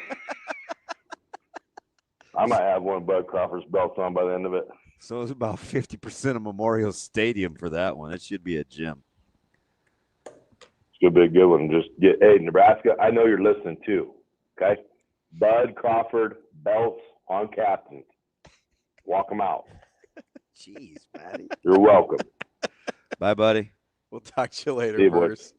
That is Golly, the show, man. He can't ever argue about us getting to him late. This dude gets 8 extra minutes every week. Yeah, it was 13 that time. We're at 10:13. I think we just set a record. I think that's our longest show ever. Even Raphael got out at 10:09. I know. We got out. That was Dan. First, like, what are we going to talk about? That's the show for the day and the week. Don't forget, you can check out Hail Varsity postgame tomorrow after the game. And then, of course, DB and I will be back on Monday.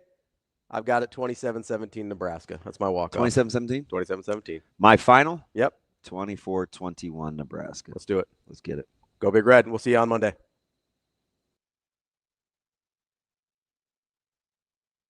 Go Big Red.